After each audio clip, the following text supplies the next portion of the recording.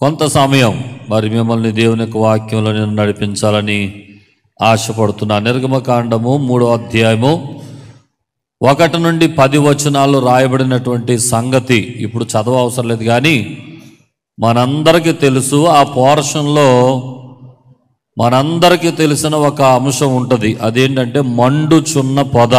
అందరూ చెప్పండి ఈ మాట, కొంచెం గట్టిగా చెప్పండి. ఏంటా పొదకున్న విశేషం చెప్పండి. ఆ పొద మండుచుండెను కానీ కాలిపోలేదు. ఒక విచిత్రమైన సంఘటన మోషేకు దేవుడు చూపించిన ఒక అద్భుతమైన అనుభవం. దేవునికి స్తోత్రం. ఈరోజు దీనిని గురించి కొన్ని విషయాలు మీతో మాట్లాడాలని నేను ఆశపడుతున్నాను. అగ్నిలో నుండి దైవ ప్రత్యక్షత ఏమి నేర్పించింది, కొన్ని విషయాలు మీకు నేర్పించాలని ఆశపడుతున్నాను.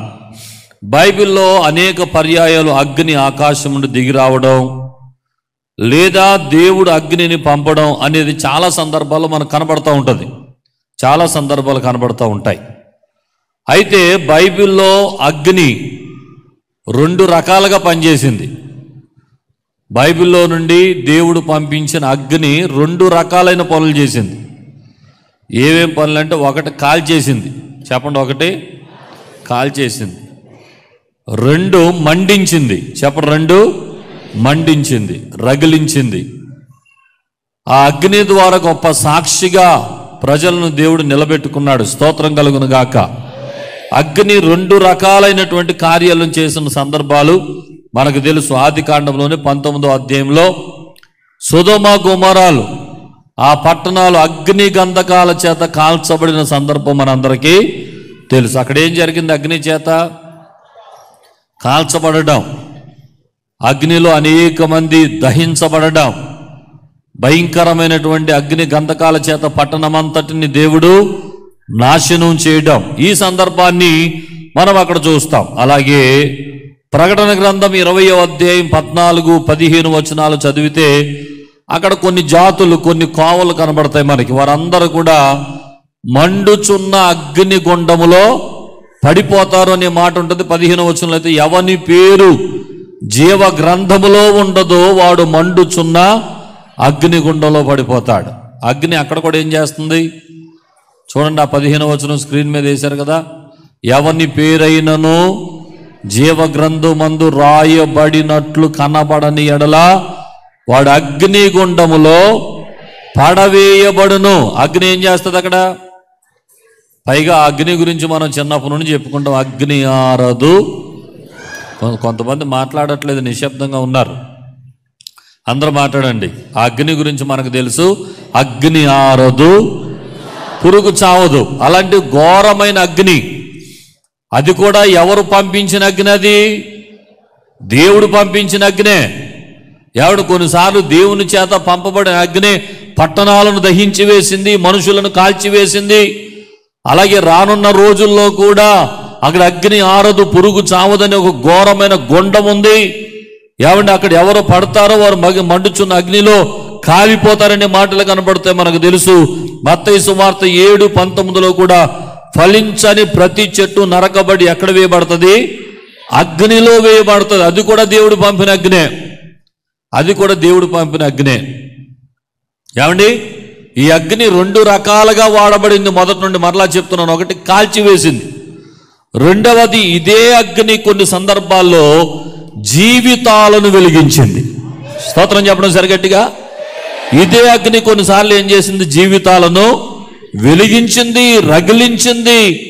ఉజ్జీవానికి గుర్తుగా ఈ అగ్ని కొన్ని సందర్భాల్లో పరిశుద్ధ గ్రంథంలో మనకు కనపడుతుంది. దేవునికి స్తోత్రం. లేవికాండం 9వ అధ్యాయం 24వ వచనం, యెహోవా సన్నిధి నుండి అగ్ని బయలు వెళ్ళి బలిపీఠం మీద ఉన్న దహన ద్రవ్యములను కొవ్వును కాల్చివేసను. ప్రజలందరూ దానిని చూచి ఉత్సాహధ్వని చేసి సాగిలపడిరి. ఇదే అగ్ని మరలా దేవుని మొక్కడానికి ఉపయోగపడింది. దేవునికి స్తోత్రం చెప్పడం సరిగట్టిగా. మొదటి రాజులు 18లో మనకు తెలుసు, యువతల ఏలియా ఒక్కడే, అవతల 850 మంది ఇతర దేవతల ప్రవక్తలు ఎన్నాళ్ళు 2 తలంపుల మధ్య తడబడుచుంటారు, మీరా మనమా తేల్చుకుందాం రండి అని ఒక సవాలు విసిరి అక్కడ సిద్ధపరచబడినటువంటి ఎద్దును ఎవరు ప్రార్థన చేసినప్పుడు అగ్ని దిగి వచ్చి కాలిస్తే వారి దేవుడే నిజమైన దేవుడని సవాలు విసిరాడు ఏలియా. అవతల వాళ్ళు ఎంత ప్రార్థించినా అగ్ని మాత్రం దిగి రాలేదు. ఏలియా ఒక చిన్న ప్రార్థన చేయగానే అగ్ని ఆకాశం దిగి వచ్చి అక్కడ ఉంచబడినటువంటి ఆ దహన బలిని దహించి వేసినట్లుగా మనం బైబిల్లో చదువుతాం. స్తోత్రం కలుగును గాక. అందుని బట్టి ఏం జరిగింది? యెహోవాయే దేవుడు అని నిరూపించబడింది. స్తోత్రం చెప్పడం సరి గట్టిగా చెప్పండి. ఇప్పుడు ఈ అగ్ని చేతే మళ్ళీ దేవుడు దేవుడుగా నిరూపించుకున్నాడు. ఈ అగ్నే కొంతమంది జీవితాలను వెలిగించింది, కొంతమంది జీవితాలను రగిలించింది, కొంతమంది జీవితాలను ఉజ్జీవింపజేసింది. స్తోత్రం కలుగును గాక. చెప్పండి. అయితే అగ్ని కాల్చేస్తుంది, లేకపోతే వెలిగిస్తుంది. ఆమేన్. ఏం చేస్తుంది అగ్ని చెప్పండి? అయితే కాల్చేస్తుంది, లేకపోతే వెలిగిస్తుంది. స్తోత్రం చెప్పండి. హల్లెలూయా. సొలొమోను మందిరం కట్టించి తాను ఆ మందిరం కొరకు ప్రార్థన చేయటం ముగించిన తర్వాత 2వ దినవృత్తాంతాలు 7వ అధ్యాయం 1వ వచనంలో అగ్ని ఆకాశం దిగి దహన బలులను ఇతరమైన బలు దహించి వేసినప్పుడు ఆ తేజో మహిమకు యాజకులు సహితం అక్కడ నిలవలేకపోయినటువంటి అనుభవము ఆ మందిరంలో మనం చూస్తాం. అది కూడా అగ్నే, అది దేవుడు పంపించిన అగ్ని, అది ఒక మంట. ఏమండి, అదేం చేసిందో తెలుసా? దేవుడు నిజమైన వాడని, దైవశక్తి కలిగిన ఆ దేవుని యొక్క ఔన్నత్యాన్ని కనపరచడానికి అగ్ని అక్కడ దేవాలయంలోనికి దిగి వచ్చింది. స్తోత్రం కలుగును గాక. అలా వచ్చిన సందర్భం వల్ల చాలా జీవితాలు వెలిగించబడ్డాయి. అలా చూచిన ప్రతి సమయంలో చాలా జీవితాలు రగిలించబడ్డాయి. ఉజ్జీవ జ్వాలగా దేవుడు అగ్నిని మన మధ్యకు, ప్రజల మధ్యకు దింపిన సందర్భాలు ఎన్నో పరిశుద్ధంలో గ్రంథంలో కనబడతాయి. స్తోత్రం కలుగును గాక. ఇంకా మనందరికి ఇష్టమైన మాట, రేపటి దినాన మీకు 2 పూటలు బోధిస్తానని ఇప్పుడే దైవ సేవకులు చెప్పారు. ఏంటది? పరిశుద్ధాత్మ. చెప్పండి మాట కొంచెం గట్టిగా చెప్పండి. మేడగదిలో 120 మంది ఏక మనసుతో ప్రార్థిస్తున్నప్పుడు బలమైన అగ్ని వంటి నాలుకల చేత విభాగించబడినట్టు అందరూ అన్య భాషలతో మాట్లాడిన అనుభవం చూడండి. ఆ 2వ అధ్యాయం 3వ వచనం, మరియు అగ్ని జ్వాలల వంటి నాలుకలు విభాగించబడినట్టుగా వారికి కనబడి వారిలో ఒక్కొక్కని మీద వ్రాలగా అందరూ పరిశుద్ధాత్మతో నిండిన వారై ఆ ఆత్మ వారికి వాక్శక్తిని అనుగ్రహించిన కొలది అన్య భాషలతో మాట్లాడసాగిరి. స్తోత్రం చెప్పడం సరి గట్టిగా, ఇంకా గట్టిగా స్తోత్రం చెప్పండి. ఏం చేసింది అగ్ని? ఏం చేసింది? ఆ 120 మంది మేడగదిలో ప్రార్థిస్తున్న వారి మీద అగ్ని దిగివచ్చి అగ్ని నాలుకల వంటి విభాగించబడినటువంటి ఒక చక్కటి అనుభవాన్ని వారిలోనికి నింపి, ఆ అనుభవం ఎప్పుడైతే వచ్చిందో సంఘం పరిస్థితి అంతా మారిపోయింది. స్తోత్రం చెప్పడం సరి గట్టిగా.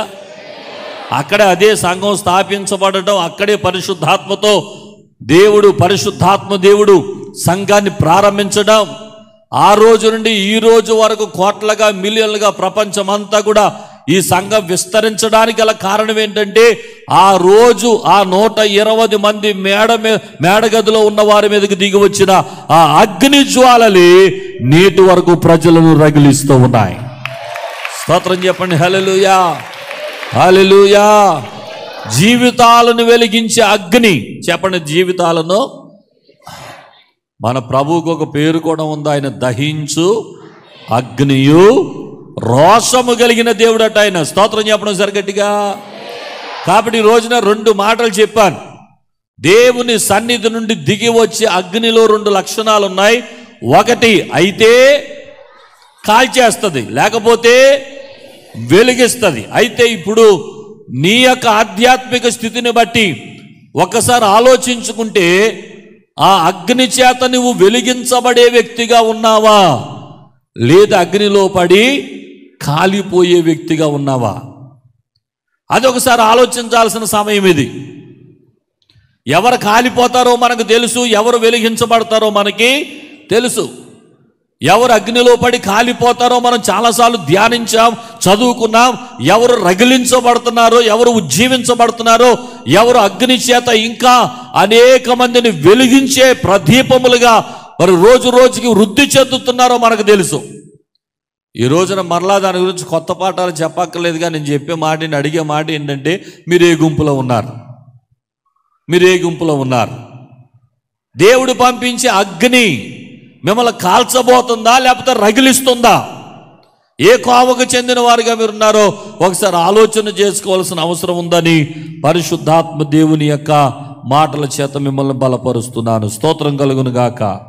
గట్టిగా చెప్పండి హల్లెలూయా. గట్టిగా చెప్పండి హల్లెలూయా, హల్లెలూయా. ఈ రాత్రి అందరి పక్షంగా నేను కోరే మాట ఏంటంటే, ఆ అగ్ని చేత ఎవరు కాల్చబడకుండా ఉందురుగాక. ఈ రాత్రి అగ్ని అందరి జీవితాలను వెలిగించునుగాక, అందరి జీవితాలను రగిలించునుగాక, అందరి జీవితాలలో ఉజ్జీవ జ్వాలలుగా ఆ అగ్ని చేత దేవుడు నింపునుగాక. ఆమేన్ చెప్పండి హల్లెలూయా, హల్లెలూయా, హల్లెలూయా. రైట్, ఇప్పుడు మండుచున్న పొద దగ్గరికి వెళ్దాం. ఇంట్రడక్షన్గా కొన్ని మాటలు చెప్పాను. నా అంశంలో ఒక 7 పాయింట్లు చెప్తాను మీకు ఈరోజు. రాసుకోగలిగితే చాలా సంతోషం. మాకు అంత అవసరం లేదండి, మేము గుర్తుపెట్టేసుకుంటాం. మీరు అడిగితే ఏ పాయింట్ అన్నా చెప్పేస్తాం అనుకుంటే రాసుకోక్కర్లేదు. అర్థమైందండి? అంత మెమరీ పవర్ ఉంటే రాసుకోక్కర్లేదు. కానీ రాసుకుంటే ఎప్పటికీ ఉండిపోద్ది మీ దగ్గర. చెప్పిన పాయింట్ అల్లా రాసేసుకోండి. 1వ పాయింట్, 2వ పాయింట్, 3వ పాయింట్ అని అడగటం అలవాటు నాకు. అడిగినప్పుడు ఏం చేయాలి? మీరు కూడా మర్యాదగా చెప్పాలి. స్తోత్రం చెప్పండి. ఇక్కడ నిలబెట్టే వారికి అయ్యగారి పని, నిలబడిన తర్వాత మా ఇష్టం. మీరేమనుకున్నా పర్వాలేదు. దేవునికి స్తోత్రం.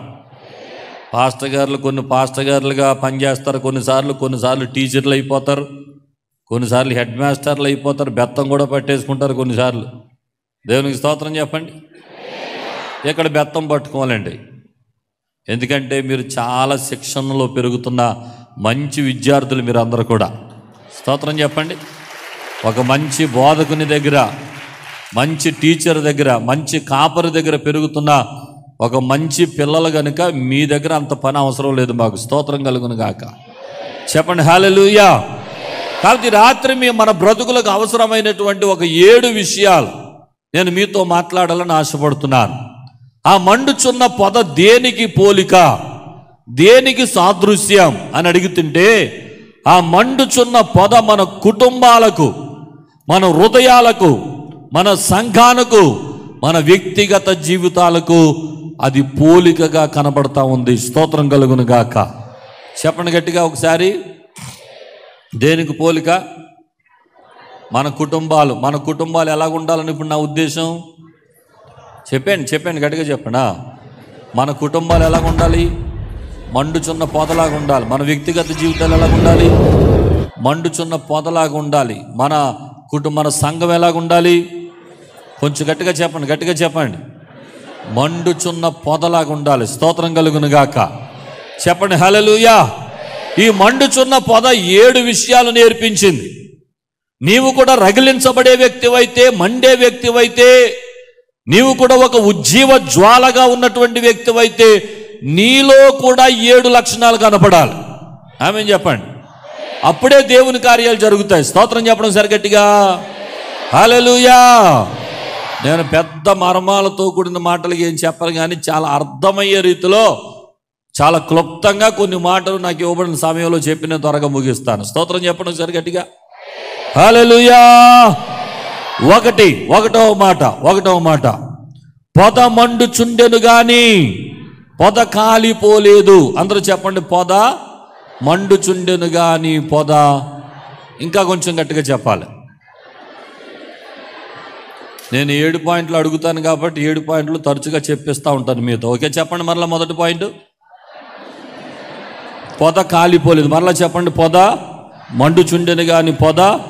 ఆ నిర్గమకాండం 3వ అధ్యాయము 2వ వచనంలో మాట కనపడుతుంది. ఒక పొద నడిమిని అగ్ని జ్వాలలలో యెహోవా దూత అతనికి ప్రత్యక్షమాయను. అతడు చూచున్నప్పుడు అగ్ని వలన ఆ పొద మండుచుండెను గాని పొద కాలిపోలేదు. దేవునికి స్తోత్రం చెప్పండి, హల్లెలూయా.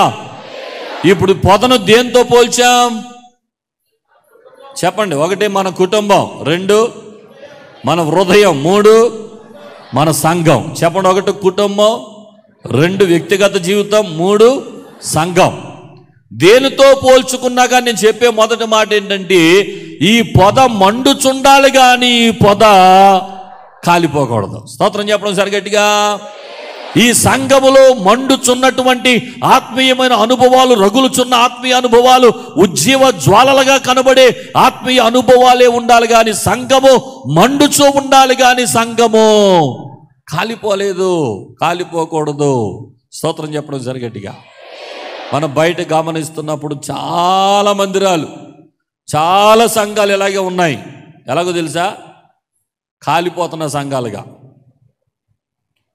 కాలిపోతున్న సంఘాలు కనబడుతున్నాయి ఈ రోజున. చాలా సంఘాలు, చాలా మంది విశ్వాసుల జీవితాలు కాలిపోతున్న జీవితాలుగా కనబడుతున్నాయి. చాలా కుటుంబాలు మండుచున్న పొదలుగానే ఉన్నాయి కానీ అవి కాలిపోతూ ఉన్నాయి. ఒకప్పుడు మండిన జీవితాలు, ఒకప్పుడు రగిలించబడిన సంఘాలు, ఒకప్పుడు రగిలించబడిన ఆత్మీయ స్థితి ఈ రోజున ఏమైపోయింది తెలుసా? చాలా చోట్ల కాలిపోతున్నాయి. దేనితో కాలిపోతున్నాయి? కొట్లాట్ల చేత, అల్లర్ల చేత, భయంకరమైన పాప కార్యాల చేత. ఆ సంఘము మండిన సంఘమే, ఆ వ్యక్తి మండిన వ్యక్తే, ఆ కుటుంబము మండినటువంటి కుటుంబమే. కానీ కొంతకాలానికి వారిలో ఏం జరిగింది అని అంటే, భయంకరమైనటువంటి పాపము, చెడు వ్యసనాల చేత వారిలో కాలిపోయినటువంటి అనుభవాలు వచ్చేసాయి. అదే పరిశుద్ధాత్మదేవుడు నేర్పిస్తున్న మొదటి మాట. ఏమండి? మండుచుండాలి కానీ కాలిపోకూడదు. చెప్పడం సరిగట్టిగా. మండుచుండాలి కానీ. మిమ్మల్ని ఎన్ని సంవత్సరాలు చూసినా ఇలా రగిలించబడే జ్వాలలుగానే కనపడాలి కానీ కాలిపోయిన వారిగా కనపడకూడదు. స్తోత్రం చెప్పడం సరిగట్టిగా. ప్రభు రాకడ వరకు మీరు రగిలించబడాలి, వెలిగించబడాలి, ఉజ్జీవ జ్వాలలుగా కనబడాలి కానీ సంఘము కాలిపోకూడదు. ఈ సంఘానికి వచ్చే ఏ కుటుంబము కూడా అల్లర్ల చేత, కొట్లాట్ల చేత, కులతత్వాల చేత, ఏమంటే భయంకరమైనటువంటి పదవి వ్యామోహాల చేత, ధన వ్యామోహం చేత, అన్యాయపు సిరి చేత కాలిపోకూడదు. కాలిపోయే వ్యక్తులుగా ఉండకూడదు, కాలిపోయే కుటుంబాలుగా ఉండకూడదు, కాలిపోయే సంఘాలుగా ఉండకూడదు. పొద మండుచుండాలి కానీ పొద కాలిపోకూడదు. స్తోత్రం చెప్పడం సరిగట్టిగా. ఈ మధ్యకాలంలో సంఘాల్లో జరుగుతున్న గొడవలు బహిరంగం అయిపోతున్నాయి. మీరు ఎంతమంది చూస్తున్నారో లేదో నాకు తెలియదు కానీ సోషల్ మీడియా వచ్చిన తర్వాత కొంత మంచి జరిగింది, కొంత చెడు కూడా జరుగుతుంది సంఘాల్లోనే. క్రీస్తు నామానికి అవమానం కలిగించే ఎన్నో సంఘటనలు రహస్యమైనవి గోడల మీదకి వచ్చేస్తాయని రాయబడినట్లుగా వచ్చేస్తున్నాయి అన్నీ. ఆ మధ్య నేను ఒకటి చూశాను, పాస్టర్ గారును సంఘ పెద్ద గారు మైక్ స్టాండ్ పెట్టి కొట్టేసుకుంటున్నారు స్టేజ్ మీద. చూసారు అలాంటి సీన్లు? అది మండుతున్న సంఘమా, కాలిపోతున్న సంఘమా? కులతత్వాలు వచ్చేసాయి సంఘాల్లోకి. ఒక 6 నెలల సీనియారిటీ పెరిగిందంటే పక్కనోడు ఎవడో కనుక్కోవాలి అర్జెంటుగా కదా. ఇద్దరు కలిసి కూర్చుంటారా, మూడో వ్యక్తి ఎవరో, ఆడ కులం ఏంటో, ఆడ గోత్రం ఏంటో తెలుసుకునే వరకు కొంతమందికి కంగారు ఆగదు. ఆడెవడో కనుక్కో, మనోడేనా, మన క్యాస్టేనా? అది మండే సంఘమా, కాలిపోయే సంఘమా? కులతత్వాల చేత, కుల భేదాల చేత, భయంకరమైన పాపపు కట్లు చేత, భయంకరమైన పరిస్థితుల చేత నలిగిపోతున్న వారు ఒక విషయం గమనించండి. నువ్వు కాలిపోతున్నావు, నువ్వు మసి అయిపోతున్నావు, బూడిదైపోతున్నావు, పనికిరాని వ్యక్తిగా మారిపోతున్నావు.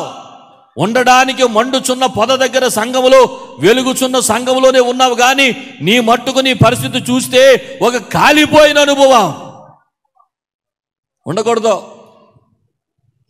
అన్యాయపు సిరి సంపాదించేవాళ్ళు, అక్రమాలతో బ్రతికేవాళ్ళు, వ్యభిచారంతో బ్రతికేవాళ్ళు, దొంగ బ్రతుకు బ్రతికేవాళ్ళు, దేవునికి విరోధమైన కార్యాలు చేసేవాళ్ళు, వీరందరూ మండుచున్న అగ్నిగుండములో పడిపోతారని ప్రకటన గ్రంథంలో ఉంది. అలా కాలిపోయే జాతి ఇదంతా కూడా. అర్థమవుతుందా? నువ్వు మండుచూ ఉండాలి కానీ, చెప్పండి మరలా గట్టిగా చెప్పండి, అదిగో సోదరుడు ఎవరో మంచి స్పీడ్గా ఉన్నారు, స్క్రీన్ మీద వాక్యాలు వేసేవారు. దేవుడు మిమ్మల్ని దీవించను గాక. చూడండి, ప్రకటన గ్రంథం 20వ అధ్యాయం 14వ వచనంలో, మరణమును మృతుల లోకమును అగ్నిగుండములో పడవేయబడును. ఈ అగ్నిగుండము రెండవ మరణం కనుక అందులో ఎవరో పడకూడదని దేవుని మాటలు సెలవిస్తున్నాయి. ఎక్కడుండి కాలిపోయే గుంపులో ఉండకూడదు, ఎక్కడుండి రగిలించబడే గుంపులో ఉండాలి. ఎక్కడుండి కాలిపోయే సెక్షన్లో పడిపోకూడదు, ఎక్కడుండి వెలిగించబడే గుంపులో ఉండాలి. మనము రోజు వెలుగుతూ ఉండాలి, 10 మందిని వెలిగిస్తూ ఉండాలి. చెప్పండి మొదటి మాట, పొద మండుచుండెను కానీ. కొంచెం గట్టిగా చెప్పండి. మండుతున్నట్టు కనపడతారు, కాలిపోతూ ఉంటారు కొంతమంది. ఇక్కడికి రాగానే ఆరాధన చేతులు పైకెత్తి ఆహాహా లేలు అంటే అబ్బో రగిలిపోతున్నాడండి అన్నట్టు కనపడతారు. ఇంటికాడ మందేసి వచ్చే బ్యాచ్ ఉంటారు, పక్కకి వెళ్ళి సిగరెట్లు కాల్చేసి వచ్చే బ్యాచ్ ఉంటారు. పాపపు క్రియలు, చెడు మాటలు, అబద్ధాలు, నోటికి ఏదొస్తే ఆ బూతు మాటలు మాట్లాడి మళ్ళీ లోపలికి వచ్చి బలమైన ఆరాధన చేసే మనుషులు ఉంటారు. నువ్వు మండుతున్నట్టు కనపడుతున్నావు కానీ మండుచున్న వ్యక్తివి కాదు నువ్వు. చెప్పండి, ఏ వ్యక్తివి? కాలిపోతున్న వ్యక్తివి నువ్వు. అందుచేత సంఘములో ఒకటే గుర్తుపెట్టుకో, మోషే చూసిన దర్శనం నీ జీవితంలో నెరవేర్చబడాలి. నేను ఎప్పుడు మండుచూ ఉండాలి కానీ నేను ఎప్పుడు కాలిపోకూడదు. స్తోత్రం కలుగునుగాక. గట్టిగా చెప్పండి హల్లెలూయా. గట్టిగా చెప్పండి హల్లెలూయా. చేతులెత్తి చెప్పండి హల్లెలూయా. మొదటి పాయింట్ చెప్పండి, పొద మండుచుండేను కానీ పొద కాలిపోలేదు. రైట్, రెండో పాయింట్లోకి వెళ్దాం. మండుతున్న పొద మోషేను ఆకర్షించింది. చెప్పండి, మండుచున్న పొద మోషేను ఆకర్షించింది. గట్టిగా చెప్పండి, మండుచున్న పొద. గట్టిగా చెప్పాలి, మండుచున్న పొద. మండుచున్న సంఘము అనేకులను ఆకర్షిస్తుంది. స్తోత్రం చెప్పండి ఒకసారి గట్టిగా. మండుచున్న పొద మోషేను ఆకర్షించింది, మండుచున్న సంఘం అనేకులను ఆకర్షిస్తుంది. మండుచున్న పొద మోషేను ఆకర్షించింది, మండుచున్న విశ్వాస అనేకులను ఆకర్షిస్తాడు. మండుచున్న పొద మోషేను ఆకర్షించింది, మండుచున్న కుటుంబం అనేకులను ఆకర్షిస్తుంది. 3వ వచనం వేయమ్మ, 3వ అధ్యాయం 3వ వచనం, నిర్గమకాండం 3వ అధ్యాయం 3వ వచనం. అప్పుడు మోషే, ఆ పొద ఎలా కాలిపోలేదో నేను ఆ తట్టు వెళ్ళి ఈ గొప్ప వింతను చూచెదను అనుకోనేను. స్తోత్రం చెప్పడం సరి గట్టిగా. అందులో 2-3 మాటలు మనం కోట్ చేసుకోవాల్సి ఉంది. ఈ గొప్ప వింత. చెప్పండి మాట, కొంచెం గట్టిగా చెప్పండి. పొద మండుచుండెను కానీ కాలిపోలేదనేది మోషేకి ఎలా కనపడింది? వింతలా కనపడింది. స్తోత్రం చెప్పడం సరి గట్టిగా. దానికి ఆకర్షితుడైపోయాడు మోషే. ఎలాగైనా చూడాలని ఆ తట్టుకు వెళ్ళి అని రాసి ఉంది. చెప్పండి, ఏ తట్టుకు వెళ్ళి? ఎక్కడైతే మండుచూ ఉందో, పొద కాలిపోలేదో ఆ ప్రక్కకి వెళ్ళి చూడడానికి మోషే ఇష్టపడ్డాడంటే ఆ సన్నివేశం మోషేను ఎంతగా ఆకర్షించిందో. ఈరోజు నేను చెప్తున్న మాట ఏంటంటే, నువ్వు మండుచూ ప్రకాశించే వ్యక్తివైతే 10 మంది చేత ఆకర్షించబడతావు. స్తోత్రం చెప్పడం సరిగట్టిగా. నువ్వు కాలిపోయే లక్షణాలు నీలో ఉంటే నిన్నెవ్వరూ ఇష్టపడరు, ఆకర్షించుకోలేవు. ఏ పాపము లేని పరిశుద్ధమైన పవిత్రమైన వ్యక్తిగా సంఘములో రగిలించబడుతూ వెలిగించబడుతూ అగ్ని జ్వాలగా అగ్ని కణముల వలె దేవుని యొక్క సన్నిధిలో నీవు నిలబడిన వ్యక్తి అయితే నీ ఇంటి చుట్టుపక్కల వారు, నీ అపార్ట్మెంట్ల వారు, నీ వీధుల వారు, నీ గ్రామముల వారు, నీ పరిసర ప్రాంతంలో ఉన్నవారు ఎంత ఖచ్చితమైన పరిశుద్ధమైన జీవితం ఈ వ్యక్తి ఎలా జీవిస్తున్నాడు, ఈ మంటకు కారణమేంటి, ఈ వెలుగుకు కారణమేంటి, ఈ అగ్ని కణాలకి కారణమేంటని ఆ తట్టుకు వెళ్ళి మోషే చూచినట్లుగా నీ తట్టుకు వచ్చి ప్రజలు నిన్ను చూడడానికి ఇష్టపడతారు. స్తోత్రం చెప్పండి హల్లెలూయా. మండుచున్న పొద మోషేను, మండుచున్న సంఘం అనేకులను. ఇమ్మానుయేల్ మినిస్ట్రీస్ ఎందుకు ఆకర్షిస్తుంది అనేక మందిని?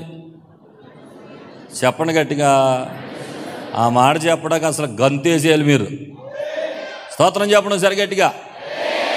ఎందుకు వస్తున్నారు అనేక మంది? ప్రతి ఆదివారం రాష్ట్ర వ్యాప్తంగా పలు ప్రాంతాల నుండి, పలు ఊర్ల నుండి అనేక మంది సంఘాన్ని చూడాలి, ఇక్కడ పాలు పొందాలి, దైవజనుల మాటలు వినాలి, ఈ పరిశుద్ధాత్మలో ఆనందించాలి అని. ఆ ఊర్లో సంఘాలు లేవా? ఊర్లో దైవ సేవకులు లేరా? ఆ ఊర్లో అనేక ప్రాంతాల్లో మనుషులు లేరా? ఇక్కడికే ఎందుకు వస్తున్నారు? ఈ తట్టే ఎందుకు తిరుగుతున్నారు? ఒకటే చెప్పండి.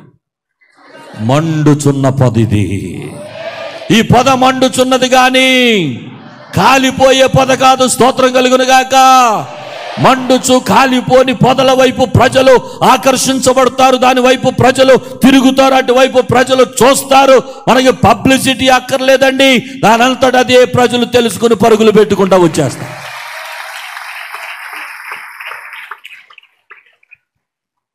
ఏలూరులో కూడా శాంతినగర్ తట్టు చూస్తారు జనం.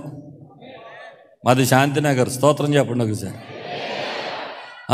చుట్టుపక్కల ప్రాంతాల నుండి, అనేక ఊర్ల నుండి చూస్తూ ఉంటారు. ఆ తట్టుకు వెళదాం అనుకుంటారు చాలామంది ప్రజలు. ఎందుకు ఆ తట్టుకు వెళ్ళాలి? ఆ వింత ఏంటో చూడాలి. ఏంటి ఆ వింత? పొద మండుచున్నది కానీ పొద కాలిపోవటం లేదు. అందులో ఉన్న రహస్యం ఏంటి? అందులో ఉన్న శక్తి ఏమిటి? అందులో ఉన్న వింత ఏమిటి? అందులో ఉన్న ఆశీర్వాదం ఏంటి? నేను కూడా ఖచ్చితంగా దానిని చూడాలి. నీ జీవితం అలా మారిపోవాలి. నీ చుట్టుపక్కల వాళ్ళు నీ వెనకాల పడి పరిగెత్తుకుని మందిరానికి వచ్చేయాలి. ఆమెను చెప్పండి. హల్లెలూయా. ఎప్పుడు వస్తారు? పొద మండాలి కానీ కాలిపోకూడదు. మండుతూనే ఉండాలి, మండుతూనే ఉండాలి, రగులుతూనే ఉండాలి. అగ్ని జ్వాలల వలె మన జీవితాలు అనేకులను వెలిగించేవిగా, రగిలించేవిగా కనబడుతూనే ఉండాలి. ఏదో నిన్ను చూస్తున్నప్పుడు ఒక ప్రత్యేకత అన్యజనులు చూడగలగాలి. నీలో ఏదో ఒక ప్రత్యేకమైన మంటను ప్రజలు గమనిస్తూ ఉండాలి. నీలో ఏదో ఒక ప్రత్యేకమైన ఆకర్షణీయమైన వెలుగును అవిశ్వాసులైన ప్రజలు చూడాలి ఖచ్చితంగా. ఎంతోమంది సంఘాల్లో ఉద్యమం లేదు, ఎంతోమంది క్రైస్తవులలో మంట లేదు, తీవ్రత లేదు. అలాంటి ప్రజలు నీలో ఉన్న తీవ్రత, మంటను చూసి నీ వెనకాల పడి ఈ ప్రాంతానికి వచ్చేయాలి. స్తోత్రం చెప్పండి. గట్టిగా చెప్పండి, గట్టిగా చెప్పండి. సంఘాలు ఎలా పెరుగుతాయి అనుకున్నారు? ఎలాగే పెరుగుతాయి. ఆకర్షితులై ప్రజలు వస్తారు. ఆమేన్ చెప్పండి. దేనికి? దేనికి? మండుచున్న పొదను చూసి. స్తోత్రం చెప్పండి. హల్లెలూయా. కాబట్టి ఈరోజు మీలో పెరగాల్సిన ఆశ ఏంటంటే, నన్ను చూచి అనేకులు ఈ సంఘానికి పరుగులు పెట్టుకుని రావాలి. నన్ను చూచి అనేక మంది ఈ సంఘానికి పరుగులు పెట్టుకుని రావాలి. నన్ను చూచి అనేక మంది ఈ సంఘములో స్థిరపడిపోవాలి, ఈ సంఘములో సభ్యులుగా చేర్చబడాలి. నేను వెలగాలి, వారిని వెలిగించాలి. నేను మండాలి, వారిని మండించాలి. నేను ఎలాగుండాలంటే ఒక మండుచున్న పొదలాగా ఉండాలి. ఈ పొద మండాలి కానీ పొద కాలిపో. స్తోత్రం చెప్పండి. హల్లెలూయా. 2 మాటలు చెప్పేశాను. ఒకటి, అందరూ చెప్పాలంటే అదే చెప్పాను ముందు. నేను ఎక్కడికి వెళ్ళినా నా ప్రసంగం ఇంచుమించు చెప్పించేసి వెళ్తాను. ఎందుకో తెలుసా? రేపొద్దున్న ఇక్కడికి రానోళ్ళు ఎవరికో చెప్తారు, జ్యోతిరాజు గారు వచ్చారని. ఏం చెప్పారంటే, అబ్బే ఏమో గుర్తులేదు అనకూడదు. నేను చెప్పిన ప్రసంగం మీరు అందరికీ చెప్పేయాలి. అవసరమైతే ఎక్కడైనా సభలో మాట్లాడే అవకాశం ఉంటే అక్కడ కూడా చేసేయాలి ఈ ప్రసంగం. స్తోత్రం చెప్పండి సరి గట్టిగా, గట్టిగా స్తోత్రం చెప్పండి. అందుకే నేను గుర్తుండిపోయేలాగా ఎన్ని పాయింట్లు చెప్పినా, ఎంత వివరణ ఇచ్చినా మీకు అర్థమయ్యేలాగా 10 సార్లు చెప్పించడానికి గల కారణం ఏంటంటే, అది లోపలికి వెళ్ళిపోవాలి. ఇది లోపలికి వెళ్ళిందంటే మంట మొదలైపోద్దిక. స్తోత్రం చెప్పండి సరి గట్టిగా. చెప్పండి. మొదటి పాయింట్ చెప్పండి. ఒకటి, పొద మండుచుండేను కానీ పొద కాలిపోలేదు. రెండవది, మండుచున్న పొద మోషేను ఆకర్షించింది. మండుచున్న సంఘము కూడా అనేకులను ఆకర్షిస్తున్నారు. 2 కలిపి రాసుకోవాలి. మండుచున్న పొద మోషేను ఆకర్షించింది, మండుచున్న సంఘము అనేకులను ఆకర్షిస్తుంది. స్తోత్రం చెప్పండి. హల్లెలూయా. ఇక మూడవ మాట, ఆ పొద మధ్యలో దేవుడు మాత్రమే ఉన్నాడు. చెప్పండి.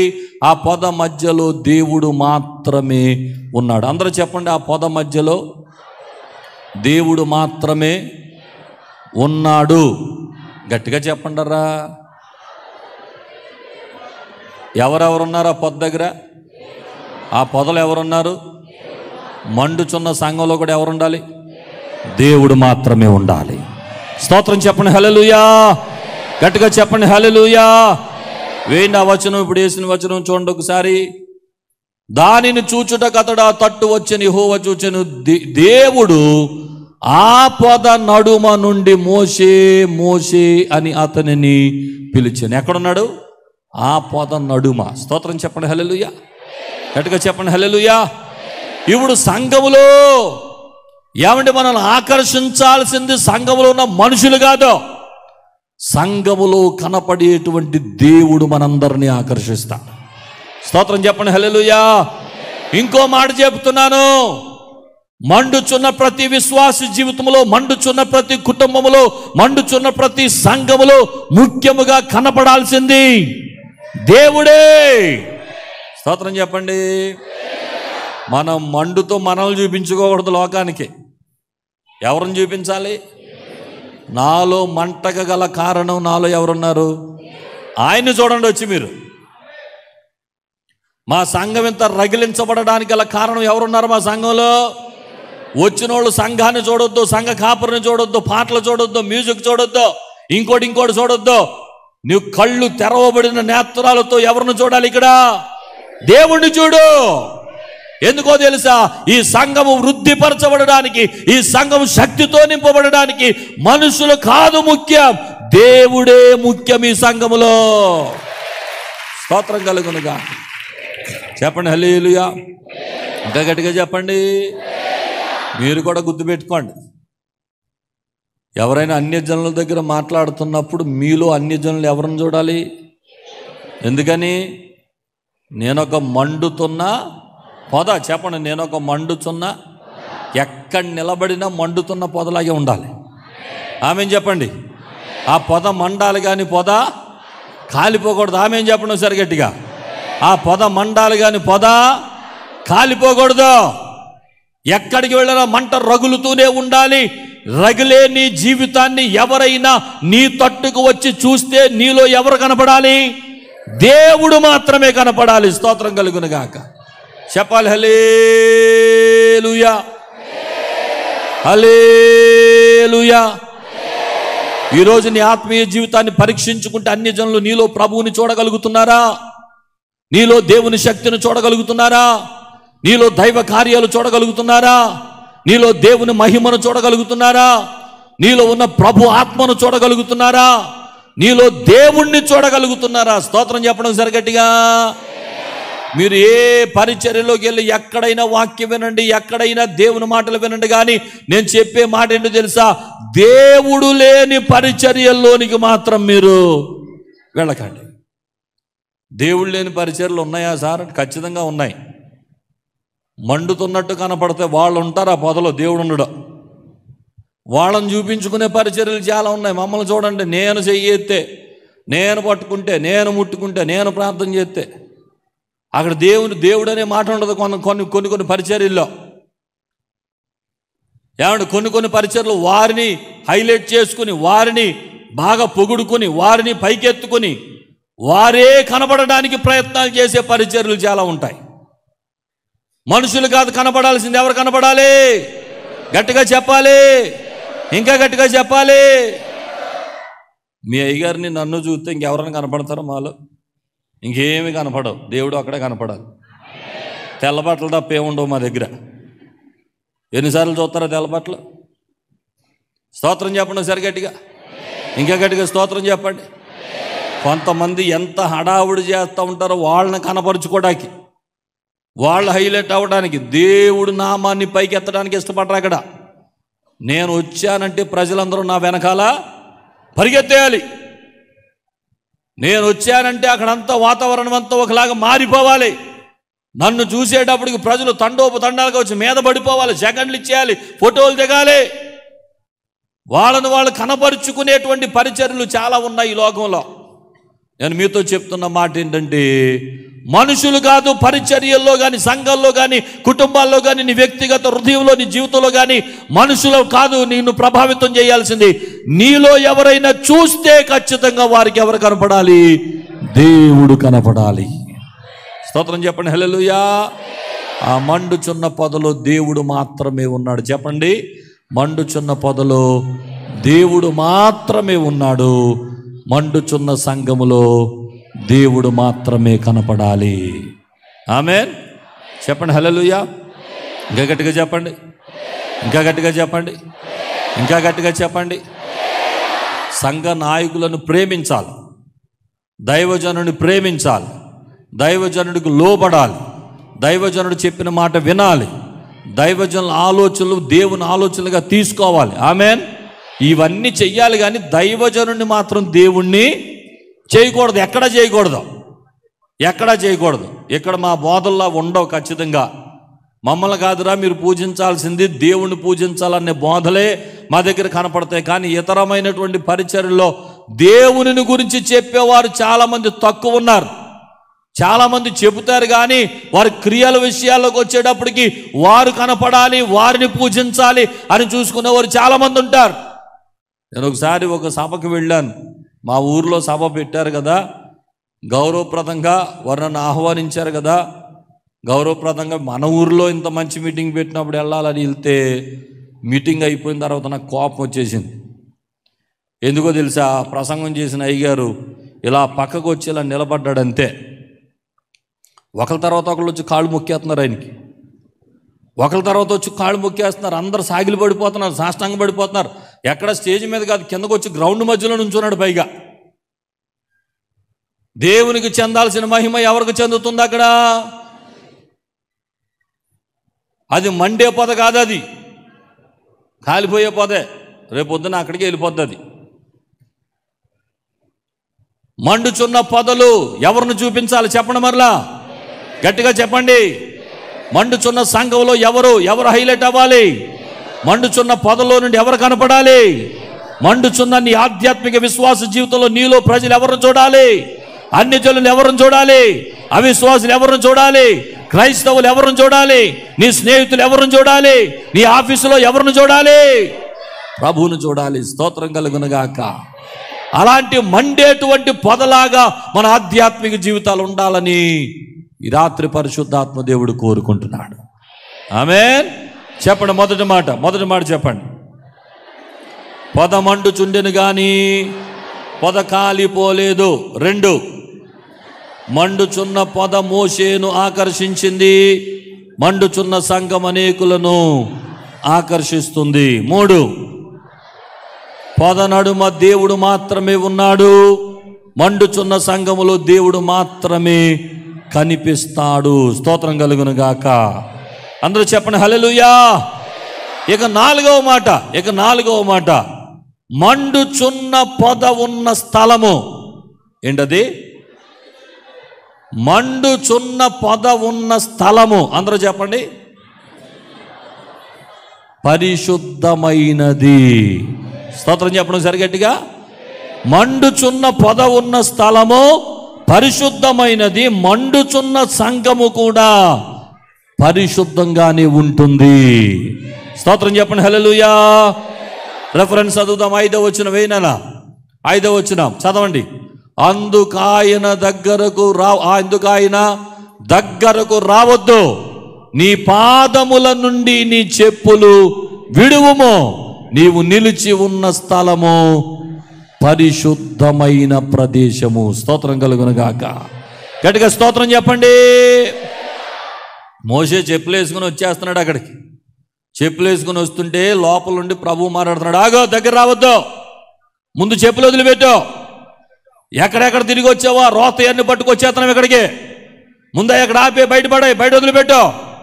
అపవిత్రమైంది ముందు బయట వదిలిపెట్టేసి అప్పుడు రా, పవిత్రంగా లోపలికి రా. ఎందుకో తెలుసా? నీవు నిలిచి ఉన్న స్థలము పరిశుద్ధమైనది. స్తోత్రం చెప్పండి. ఈ సంఘంలోకి అడుగు పెట్టేటప్పుడు కూడా చెప్పులు బయట వదిలేయాలి. ఏ చెప్పులు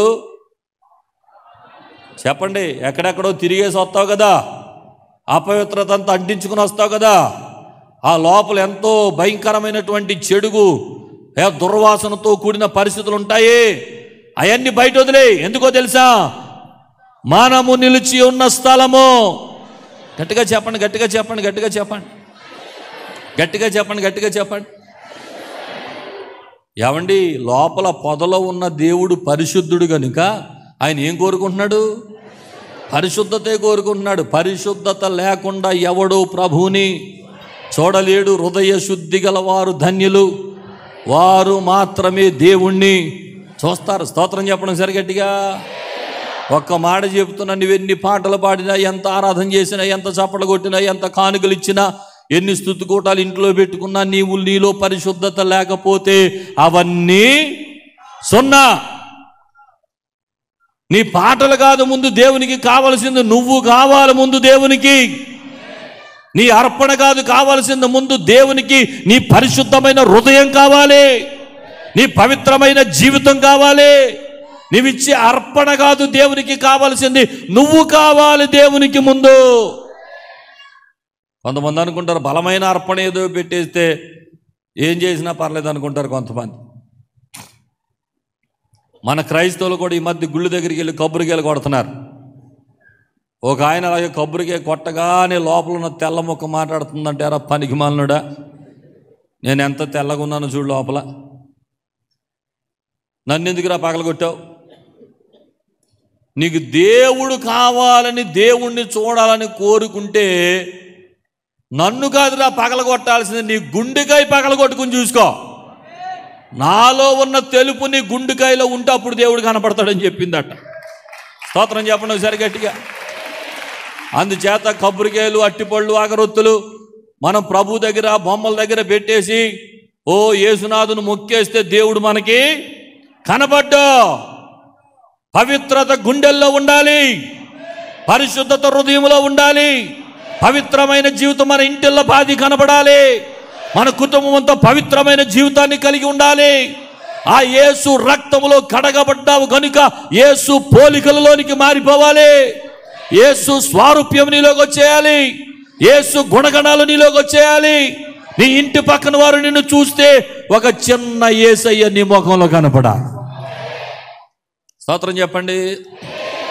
చాలామంది పరిశుద్ధతను మెయింటైన్ చేయడంలా ఇంటి దగ్గర బూతులు మాట్లాడే మహానుభావులు కూడా ఉంటారు.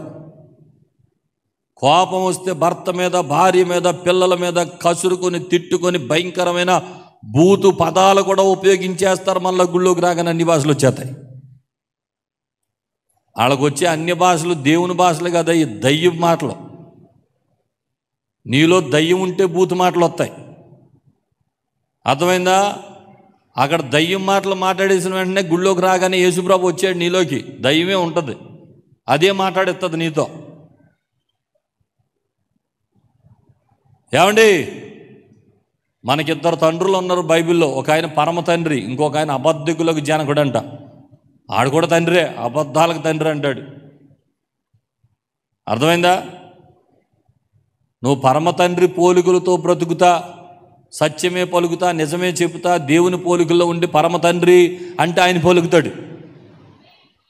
నీ ఒంటి రెండు అబద్ధాలుండి, పూతు మాటలుండి, పోకిరి చేష్టలుండి, లోకానుసారంగా బ్రతుకుతా పరమ తండ్రి అని పిలిస్తే ఈడు పలుకుతాడు. ఆడు కూడా అంటాడు నీ మాటలో, ఏంటి నా కుమార్తె ఏంటి పిలిచామని అడుగుతాడు. నువ్వు ఎవరు కూతురవో ఎవరు కొడుకో ఆలోచన చేసుకో. ఆయన పరిశుద్ధుడై ఉన్నలాగున చెప్పండి, మనం కూడా పరిశుద్ధులమై ఉండాలి. స్తోత్రం కలుగును గాక. నిలిచి ఉన్న స్థలము పరిశుద్ధమైనది. ఎక్కడెక్కడ తిరిగి ఆ కాళ్ళు ఎక్కడెక్కడ తిరిగాయో, ఏ ప్రదేశంలో తిరిగాయో ముందు అదంతా వదిలే. ఆ పాపం అంతా వదిలేసిరా, ఆ చెడుగంతా వదిలేసిరా, ఆ నీచమైన స్వభావాలన్నీ బయట వదిలిపెట్టిరా. ఓ నీ చప్పట్ల ద్వారా పరిశుద్ధాత్మ వచ్చేది, నీ డ్రమ్ముల ద్వారా పరిశుద్ధాత్మ వచ్చేది. పరిశుద్ధాత్ముడు నీలోకి రావాలంటే మొదట పరిశుద్ధమైన జీవితాన్ని కలిగి ఉండాలి. స్తోత్రం చెప్పండి హల్లెలూయా. గట్టిగా చెప్పండి హల్లెలూయా. మండుచున్న పొద ఏంటది? పరిశుద్ధమైనది. చెప్పండి, మండుచున్న పొద. మండుచున్న సంఘము కూడా, మండుచున్న విశ్వాసి కూడా, మండుచున్న కుటుంబము కూడా. అది మాత్రం మర్చిపోకండి. అపవిత్రత లోపలికి రానివ్వకండి, అక్రమాలు లోపలికి రానివ్వకండి, చెడుగు లోపలికి రానివ్వకండి, అక్రమ సంపాదన లోపలికి. మాట్లాడరే చెప్పండి గట్టిగా. మన విశ్వాసులకు బాగా అలవాటు అయిపోయిన ఒక ఊత పదం ఏంటంటే దేవుని మహాకృప. ఏంటది చెప్పండి? ఏ పని చేసినా దానికి హెడ్డింగ్ పెట్టేస్తారు. వాళ్ళు ఏ పని అన్నా చేయండి, దానికి ఏ టైటిల్ చెప్పండి అమ్మా, కొంచెం గట్టిగా చెప్పండి. ఒకసారి ఒక ఆయన ఇల్లు ఓపెనింగ్ పిలిచాడు నన్ను. ఆయనకి పెద్ద సన్మానం చేశారు. సన్మానం చేసిన తర్వాత భోజనాల దగ్గర కూర్చున్నాక భలే కట్టారండి ఇల్లు, చాలా అద్భుతంగా ఉందండి, చాలా గొప్ప ఇల్లు మీరు కట్టుకున్నారు అని పొగుడుతుంటే దేవుని మహాకృప అండి అన్నాడు. అనేసి ఆయన ఎవరో వచ్చారని అలా బయటికి వెళ్ళాడు. సొంత తమ్ముడు పక్కన ఉన్నాడు డైనింగ్ టేబుల్ మీద మా దగ్గర. ఆయన అంటాడు, దేవుని కృప కదండి, ఏం కదండి, 10 రూపాయలు కూడా వదలడండి, లంచగొండోడండి మా అన్నయ్య అని చెప్తున్నాడు. అక్రమ సంపాదనతో కట్టేశాడంటే ఇల్లు, దానికి ఏమంటే టైటిల్ పెట్టాడు? మాట్లాడరేమ్మా, దేవుని కృప, అన్నిటికీ దేవుని కృపే. ఇదే హైదరాబాద్లో ఒకసారి నన్ను కోత పండుగను సంఘంవాడు పిలిచారు. వాక్యం చెప్పే ముందు ఒక ఆవిడ సాక్ష్యం చెప్తానంటే ఇచ్చారు టైము. ఆవిడ సాక్ష్యం చెప్తుంటే నేను మా చర్చిలో అయితే మైకిచ్చి కొట్టేదిను, అంత కోపం వచ్చింది. ఏమని చెప్పిందో తెలుసా? దేవుని మహాకృపను బట్టండి మా అమ్మాయి డ్యాన్స్ బేబీ డ్యాన్స్లో సెలెక్ట్ అయిందండి అని సాక్ష్యం చెప్తుంది. డ్యాన్స్ బేబీ డ్యాన్స్ అనేది ఏంటది? ఒక సినిమా పాటలకి, బూతు పాటలకి ఇష్టం వచ్చిన బట్టలు వేసుకొని సైతాను పిల్లలాగా మారిపోయి చిందులేసే ఒక డ్యాన్స్ కార్యక్రమం. అసలు అందులోకి పంపటమే మహాపాపం, తప్పు. మళ్ళీ ఆవిడ దానికి ఏ టైటిల్ పెట్టింది? దేవుని మహాకృప అంట. ముందేళ్ళందరికీ పెద్ద వేపుడు ప్రోగ్రాం ఉంది. ఇలాంటి క్యాండిడేట్లు అందరికి పైన ఇక్కడే మండుతున్న పొదల్లా కనబడుతున్నారు. అసలైన మంట ఉంది వీళ్ళందరికీ. పొద పరిశుద్ధమైనది, స్తోత్రం కలుగును గాక. మోషే నిలిచి ఉన్న స్థలము పరిశుద్ధమైనది, ఆమేన్. సంఘము పరిశుద్ధమైనది, ఆమేన్. దేవుని పిల్లలు పరిశుద్ధమైన వారు, ఆమేన్. పవిత్రతను దాటి మనం ఏ పని చేసినా దేవుడు దానిని మెచ్చడు. అటువంటి భక్తిని దేవుడు ఎట్టి పరిస్థితుల్లో ఇష్టపడడు. పరిశుద్ధతకు మొదటి మెట్టేయాలి. క్రైస్తవుడా, వర్ధిల్లుతావు, ఆశీర్వదించబడతావు, సంఘంలో దీవించబడతావు.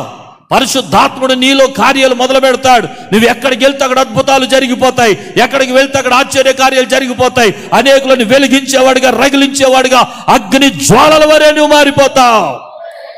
స్తోత్రం చెప్పండి, హల్లెలూయా. గట్టిగా హల్లెలూయా.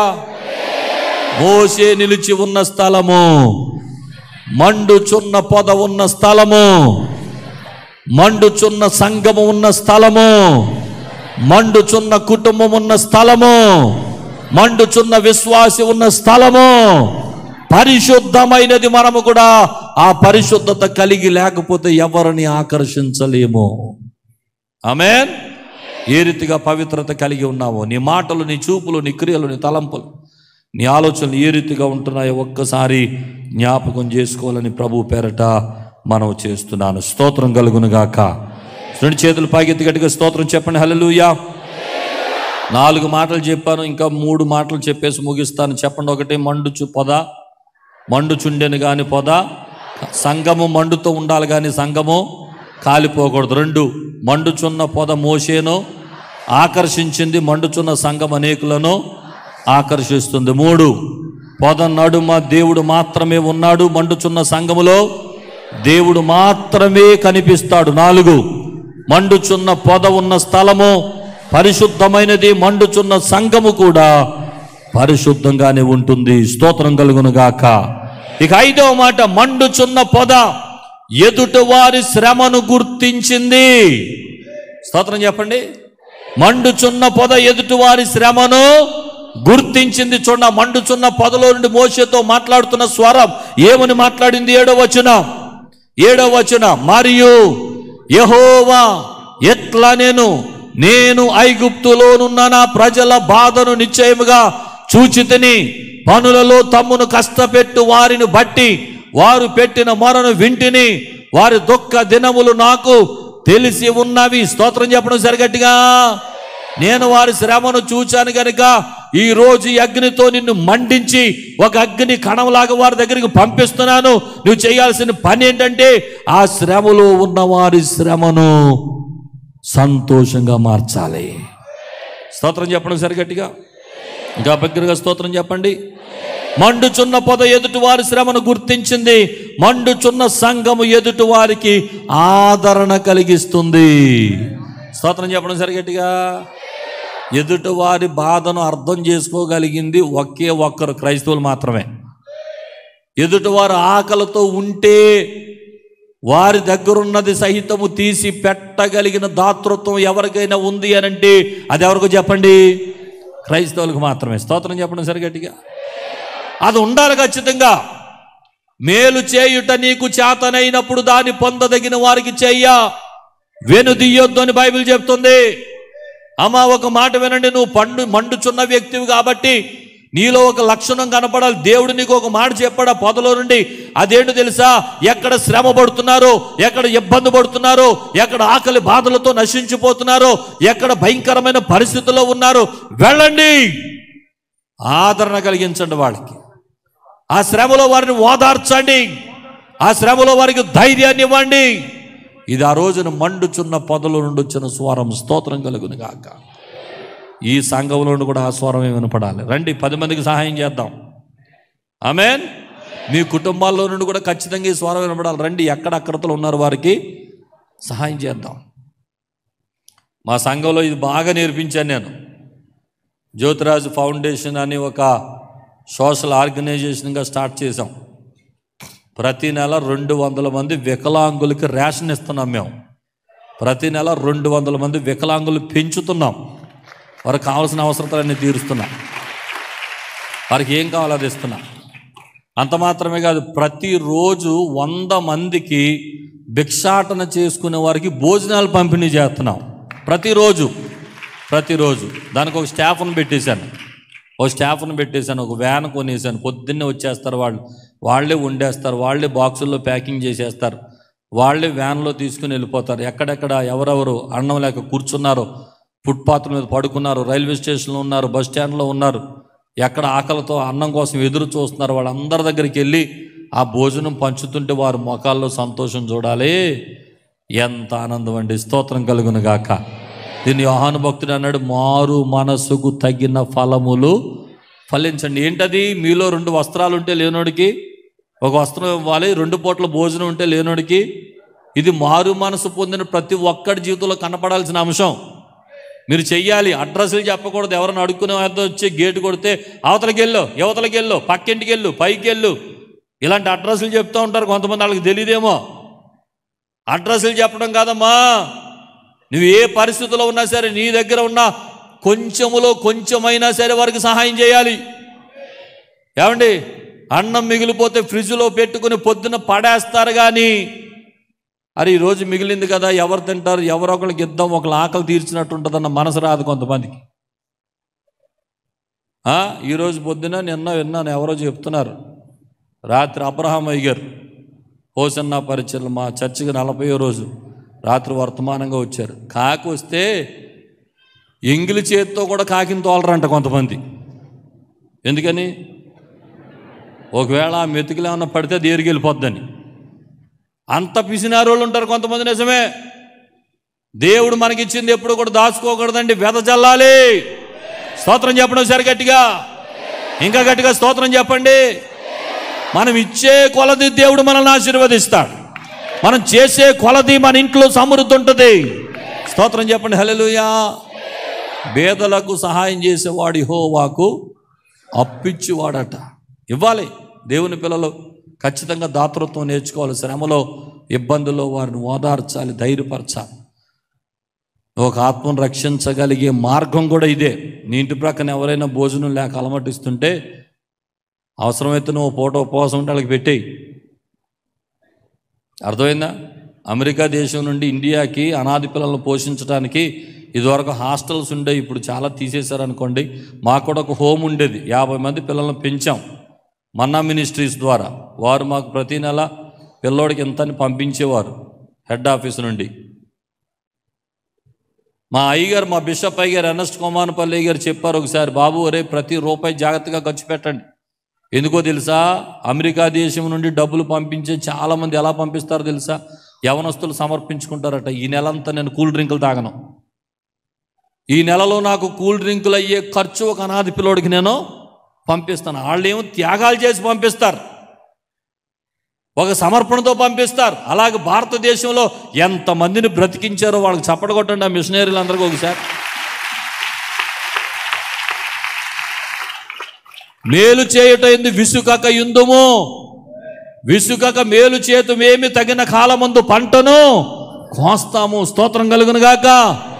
కాబట్టి ఎవరు కూడా మేలు చేయడానికి అలసిపోకండి. ఎంత చేయగలరో అంత చేయండి. పేదవారు కనబడితే సహాయం చేయండి. ఏవో పరలోకంలో ధనం కూర్చుకోమన్నాడు దేవుడు, అందుకే నేను ఇక్కడ పెట్టుబడి పెడుతున్నాను భూమి మీద. మా ఏలూరులో ఏ డినామినేషన్ అయినా, ఏ పాస్టర్ గారు అయినా మందిరం కడుతున్నామంటే అని వస్తే ఖచ్చితంగా ఒక 100, 50, 200, 300 సిమెంట్ బస్తాలు కొనిచ్చేస్తాను. వాళ్ళకి కట్టుకోండి, వెళ్ళండి, మందిరం కట్టండి. చేయాలి, దేవుని పనుల్లో సహకరించాలి, మనుషులకు సహకరించాలి, పేదవారికి సహాయం చేయాలి, దాతృత్వం కలిగి ఉండాలి. ఈ భూమి మీద మనం ఏమి సంపాదించుకుని ఇక్కడ కూడబెట్టుకుని వెళ్ళమండి. ఉన్నదంతా ఏదో రోజు విడిచిపెట్టి వెళ్ళిపోతాం. 3 అంతస్తులు బిల్డింగ్ కట్టినా, పెద్ద 500 గజాల స్థలం కొన్నా, 1000 గజాల్లో ఇల్లు కట్టుకున్నా నీకు మిగిలేది 6 అడుగులు గొయ్యే. ఎందుకు మరి ఆతృత పడుతున్నావు? నీకు ఏదైనా మిగలాలంటే వారి క్రియలు వారి వెంట వచ్చునన్న మాట నీ జీవితంలో నెరవేర్చబడాలంటే ఇక్కడ భూమి మీద ఉండగా 10 మందికి సహాయం చేసేవాడిగా, 10 మంది శ్రమలో ఉన్నవారిని ఆదరించేవాడిగా, ధైర్యపరిచేవాడిగా, అది మండుచున్న విశ్వాస లక్షణం. అది మండుచున్న సంఘం యొక్క లక్షణం. అది మండుచున్నటువంటి దేవుని పిల్లలకు ఉండే లక్షణం. స్తోత్రం చెప్పండి హల్లెలూయా. గట్టిగా చెప్పండి హల్లెలూయా. రేపు 16, 17 తారీఖులు మణిపూర్ వెళ్తున్నాం. అక్కడ కొంతమంది సేవకులు నలిగిపోతున్నారు, మందిరాలు కాలిపోయినాయి. ఏదోడు చేసి రావాలి, మాకు కలిగింది కొంచెమైనా పెట్టి రావాలి, కొన్ని రోజులైన వారికి భోజనం అందించాలి అని ఏదో దృక్పథంతో వెళ్తున్నాం. దేవునికి స్తోత్రం చెప్పండి సరిగట్టిగా. మీకు కూడా ఎంకరేజ్ చేస్తున్నాను. అయ్యగారు దాతృత్వంలో అనేకులకు సహాయం చేద్దామనే విషయంలో అనేక మాటలు ఇక్కడ నిలబడి చెప్తూ ఉంటారు సంఘంలో. వాళ్ళకి అది చేద్దాం, వాళ్ళకి ఇది చేద్దాం, అలా చేద్దాం, ఇలా చేద్దాం, ఏదో కార్యక్రమాలు తలపెడతారు. సణుక్కోకండి, గొణుక్కోకండి. మండుచున్న పొద అయితే దేవుని కొరకు రోషం కలిగి ఉండాలి అన్ని పనుల్లో. ఏమంటే అన్ని పనుల్లో దేవుని కొరకు దాతృత్వం కలిగిన వ్యక్తిగా వ్యవహరించాలి. స్తోత్రం కలుగును గాక. చెప్పండి హల్లెలూయా. కాబట్టి 5వ మాట, మండుచున్న పొద ఎదుటివారి శ్రమను గుర్తించింది. మండుచున్న సంఘం ఎదుటివారికి ఆదరణ కలిగిస్తుంది. ఆమేన్. 6వ మాటలోకి వద్దాం. చెప్పండి. మొదటి మాట, పొద మండుచుండెను కానీ సంఘము మండాలు కానీ కాలిపోకూడదు. 2, మండుచున్న పొద మోషేను ఆకర్షించింది, మండుచున్న సంఘం అనేకులను ఆకర్షిస్తుంది. 3, పొద నడుమ దేవుడు మాత్రమే ఉన్నాడు, సంఘములో దేవుడు మాత్రమే కనిపించాలి. ఆమేన్. 4, మండుచున్న పొద ఉన్న స్థలము పరిశుద్ధమైంది, మండుచున్న సంఘము కూడా పరిశుద్ధంగానే ఉంటుంది. ఆమేన్. 5, మండుచున్న పొద ఎదుటివారి శ్రమను గుర్తించింది, మండుచున్న సంఘము ఎదుటివారికి ఆదరణ కలిగిస్తుంది. స్తోత్రం హల్లెలూయా. ఇక 6వ మాట, మండుచున్న పొద బానిసలపై భారాన్ని ఇచ్చి వారిని రక్షించింది. స్తోత్రం కలుగును గాక. మండుచున్న పొద బానిసలను రక్షించింది. చెప్పండి. మండుచున్న పొద, మండుచున్న సంఘము కూడా బంధకాల్లో ఉన్న వారిని రక్షించాలి. ఆమేన్ చెప్పండి. ఆమేన్. చూడండి ఒకసారి 10వ వచనం, కాగా రమ్ము, నిన్ను ఫరో యొద్దకు పంపెదను, ఇశ్రాయేలులైన నా ప్రజలు నీ ఐగుప్తులో నుండి తోడుకుని పోవలెను. వారు బంధకాల్లో ఉండడానికి వీల్లేదు, వారు సంఖ్యలతో ఉండడానికి వీల్లేదు, వారు బంధించబడి ఉండడానికి వీల్లేదు, వారు నా పిల్లలు, వారు బానిసలుగా ఉండకూడదు. స్తోత్రం చెప్పండి. సంఘం ఎప్పుడు కూడా ఒకటి గమనిస్తూ ఉండాలి. నువ్వు మండుచున్న గుండెలు కలిగిన వ్యక్తివైతే నశించిపోతున్న ఆత్మల కొరకు ఎప్పుడు కూడా రగులుతూనే ఉంటుంది నీ గుండె. ఎక్కడ ఎవరు నశించిపోతున్నారో, ఇంకా ఎవరు రక్షణ లేకున్నారో, యేసు దేవుడిని ఎవరో తెలుసుకోలేదు, నమ్మి బాప్తిసం పొందలేదో, సువార్త ప్రకటించడం విషయంలో నీవు కూడా ఒక రగులుతున్న వ్యక్తిగానే కనబడతా. ఎట్టుగా చెప్పరే. కొంతమంది అన్నీ చేస్తారు కానీ సువార్త ప్రకటించరు. అయ్యో సువార్త ప్రకటించని ఎడల నాకు శ్రమ అన్నాడు భక్తుడు. యేసు సిలువను గూర్చి ప్రకటించుటకు నేను సిగ్గుపడు వాడును కాదు. సిగ్గుపడకూడదు. కొంతమంది కాలేజీలకు వెళ్ళి స్కూల్కి వెళ్ళి అనవసరమైన మాటలు, అనవసరమైన సంభాషణ గంటల కొలది స్నేహితులతో చెప్తారు, కానీ యేసయ్య నిన్ను ప్రేమిస్తున్నాడు అని చెప్పడానికి ఎంత భయపడిపోతారు. మా తల్లిదండ్రుల పెంపకం వల్ల నేను కూడా చిన్నప్పటి నుండి యేసయ్య పిచ్చోడిని. స్కూల్కి కూడా బ్యాడ్జ్ పెట్టుకెళ్ళేవాడిని. యేసు నా రక్షకుడు అని బ్యాడ్జ్ ఉండేది నాకు. 5వ తరగతి, 6వ తరగతి, 7వ తరగతి, 8వ తరగతి బ్యాడ్జ్ పెట్టుకోకుండా స్కూల్కి వెళ్ళేవాడిని కాదు. ఓ రోజున 8వ తరగతిలో 10th క్లాస్ కుర్రాడు ఎదురొచ్చి ఆగో అని ఇలా బ్యాడ్జ్ చూసి యేసు నా రాక్షసుడు అని చదువుతున్నాడు వచ్చి.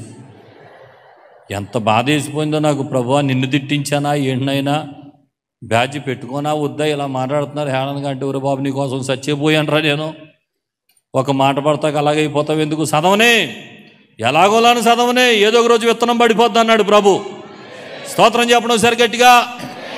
మన క్రియల్లో, మన మాటల్లో, మన తలంపుల్లో, మన ఉద్దేశాల్లో, మన ప్రతి ఆలోచనలో, మనం ధనం ఖర్చు పెట్టే విషయంలో, మన బలం ఉపయోగించే విషయంలో, మన సమయాన్ని గడిపే విషయంలో మర్చిపోకూడని ఒక మాట ఏంటంటే, ఇంకా విడిపించబడిన బంధకాల్లో ఉన్న ఇశ్రాయేలు లాంటి వ్యక్తులు ఎంతో మంది నీ ఇంటి చుట్టుపక్కల ఉండిపోయారు. వారిని విడిపించవలసిన బాధ్యత మండుచున్న పొద నీ దగ్గరే ఉంది. స్తోత్రం కలుగునుగాక. చెప్పండి హల్లెలూయా. చెప్పాల్సిందే యేసు నిన్ను ప్రేమిస్తున్నాడని చెప్పాల్సిందే. తిడితే తిట్టినామండి, కొడితే కొట్టినామండి, యేసే గురించి ఒక్క దెబ్బ కొట్టించుకుంటే అబ్బాయి ఎంత ధన్యత అండి. స్తోత్రం చెప్పండి. యేసే గురించి ఒక్క దెబ్బ కొట్టించుకుంటే ఎంత ధన్యత. అమ్మో చంపేతారేమోనండి, అలాగే చచ్చిపోండి బాబు, హతసాక్షులుగా మారిపోతాం. అలా చచ్చిపోండి, రోగాలతో పడి పడి పడి పడి పడి హాస్పిటల్లో చచ్చిపోయేదానికన్నా 2 నిమిషాల్లో వెళ్ళిపోతాం కాల్చేస్తే. స్తోత్రం చెప్పండి. 2 నిమిషాల్లో వెళ్ళిపోతావు, కానీ యుగ యుగాలు జీవిస్తావు ఆయన దగ్గర. ఆయన కూర్చోబెట్టుకుంటాడు పక్కన. స్తోత్రం చెప్పండి హల్లెలూయా. అబ్బే అసలు అలాంటి వాటికి వెనకాడకండి, కొడితే కొట్టించుకోండి. ఎంత సంతోషమో, నా యేసయ్య ఆఖరి రక్తపు బొట్టు వరకు నా కొరకు ఎంతో వేదన పడి, ఎంతో బాధలు పడి, ఎంతో బాధను భరించి నా కొరకు సిలువ శ్రమను అనుభవించి నన్ను రక్షించాడు. అంతగా నన్ను ప్రేమించి నన్ను రక్షించిన యేసయ్య కొరకు నా ప్రాణం అర్పించడానికైనా నేను సిద్ధంగా ఉన్నాను. రండి, అలాంటి సువార్థికులుగా లేకండి సంఘం, అలాంటి సేవ చేసేవాడుగా లేకండి సంఘం. స్తోత్రం కలుగును గాక. ప్రభు కొరకు అలా జీవించేవారుగా లేకండి. ఆమేన్ చెప్పండి సరి గట్టిగా. నా నిమిత్తము తన ప్రాణమును పోగొట్టుకుని గోరువాడు దానిని రక్షించుకుంటాడు. బైబిల్ చెప్తుంది. స్తోత్రం కలుగును గాక. తన ప్రాణమును రక్షించగొనుగోరువాడు దానిని పోగొట్టుకుంటాడు. అలా కాకుండా ప్రాణమును పోగొట్టుకోవాలన్న అలాంటి సంకల్పం ఉన్నవాడు ప్రాణాన్ని రక్షించుకుంటాడు. ఆమేన్ చెప్పండి, గట్టిగా చెప్పండి. అందుకని చిన్న చిన్న అవమానాలకి, చిన్న చిన్న నిందలకి, చిన్న చిన్న బాధలకి కంగారు పడిపోకండి. మా మందిరంలో 2 యవనస్తులు ఉన్నారు, 3, కనకరాజు, సూర్య. వాళ్ళు ఉదయం డ్యూటీ చేస్తారు, ఆఫీస్కి వెళ్తారు. 5 గంటలకు ఆఫీస్ అయిపోద్ది. 5 గంటలకు డైరెక్ట్గా ఇంటికి రారు, కలిసి ఒక గ్రామం వెళ్ళిపోతారు. ఆ గ్రామంలో ఎవరు ఏమన్నా తిట్టినా మాట్లాడినా సువార్తకర పత్రాలు పంచుకుంటా అక్కడ గట్టి గట్టిగా నిలబడి యేసు ప్రభుని గురించి సువార్త ప్రకటించేసి, అమ్మయ్య ఈరోజు భోజనం చేసేసేవారు, మంచి బిర్యానీ తినేసేవారు అన్నట్టు వచ్చేస్తారు ఇంటికి. దగ్గర దగ్గర 1000 గ్రామాలకు వెళ్ళిపోయారు ఈ పాటికి. వాళ్ళు 1000 గ్రామాలకు వెళ్ళిపోయారు. సువార్త ప్రకటించడానికి ఆ భారం ఉండాలి. రగులుతున్న మండుచున్న పొదంటే అది, మండుచున్న పొదంటే అది. నీ ద్వారా సంఘానికి ఎన్ని ఆత్మలు వచ్చాయి లెక్క ఉండాలి దేవుని దగ్గర.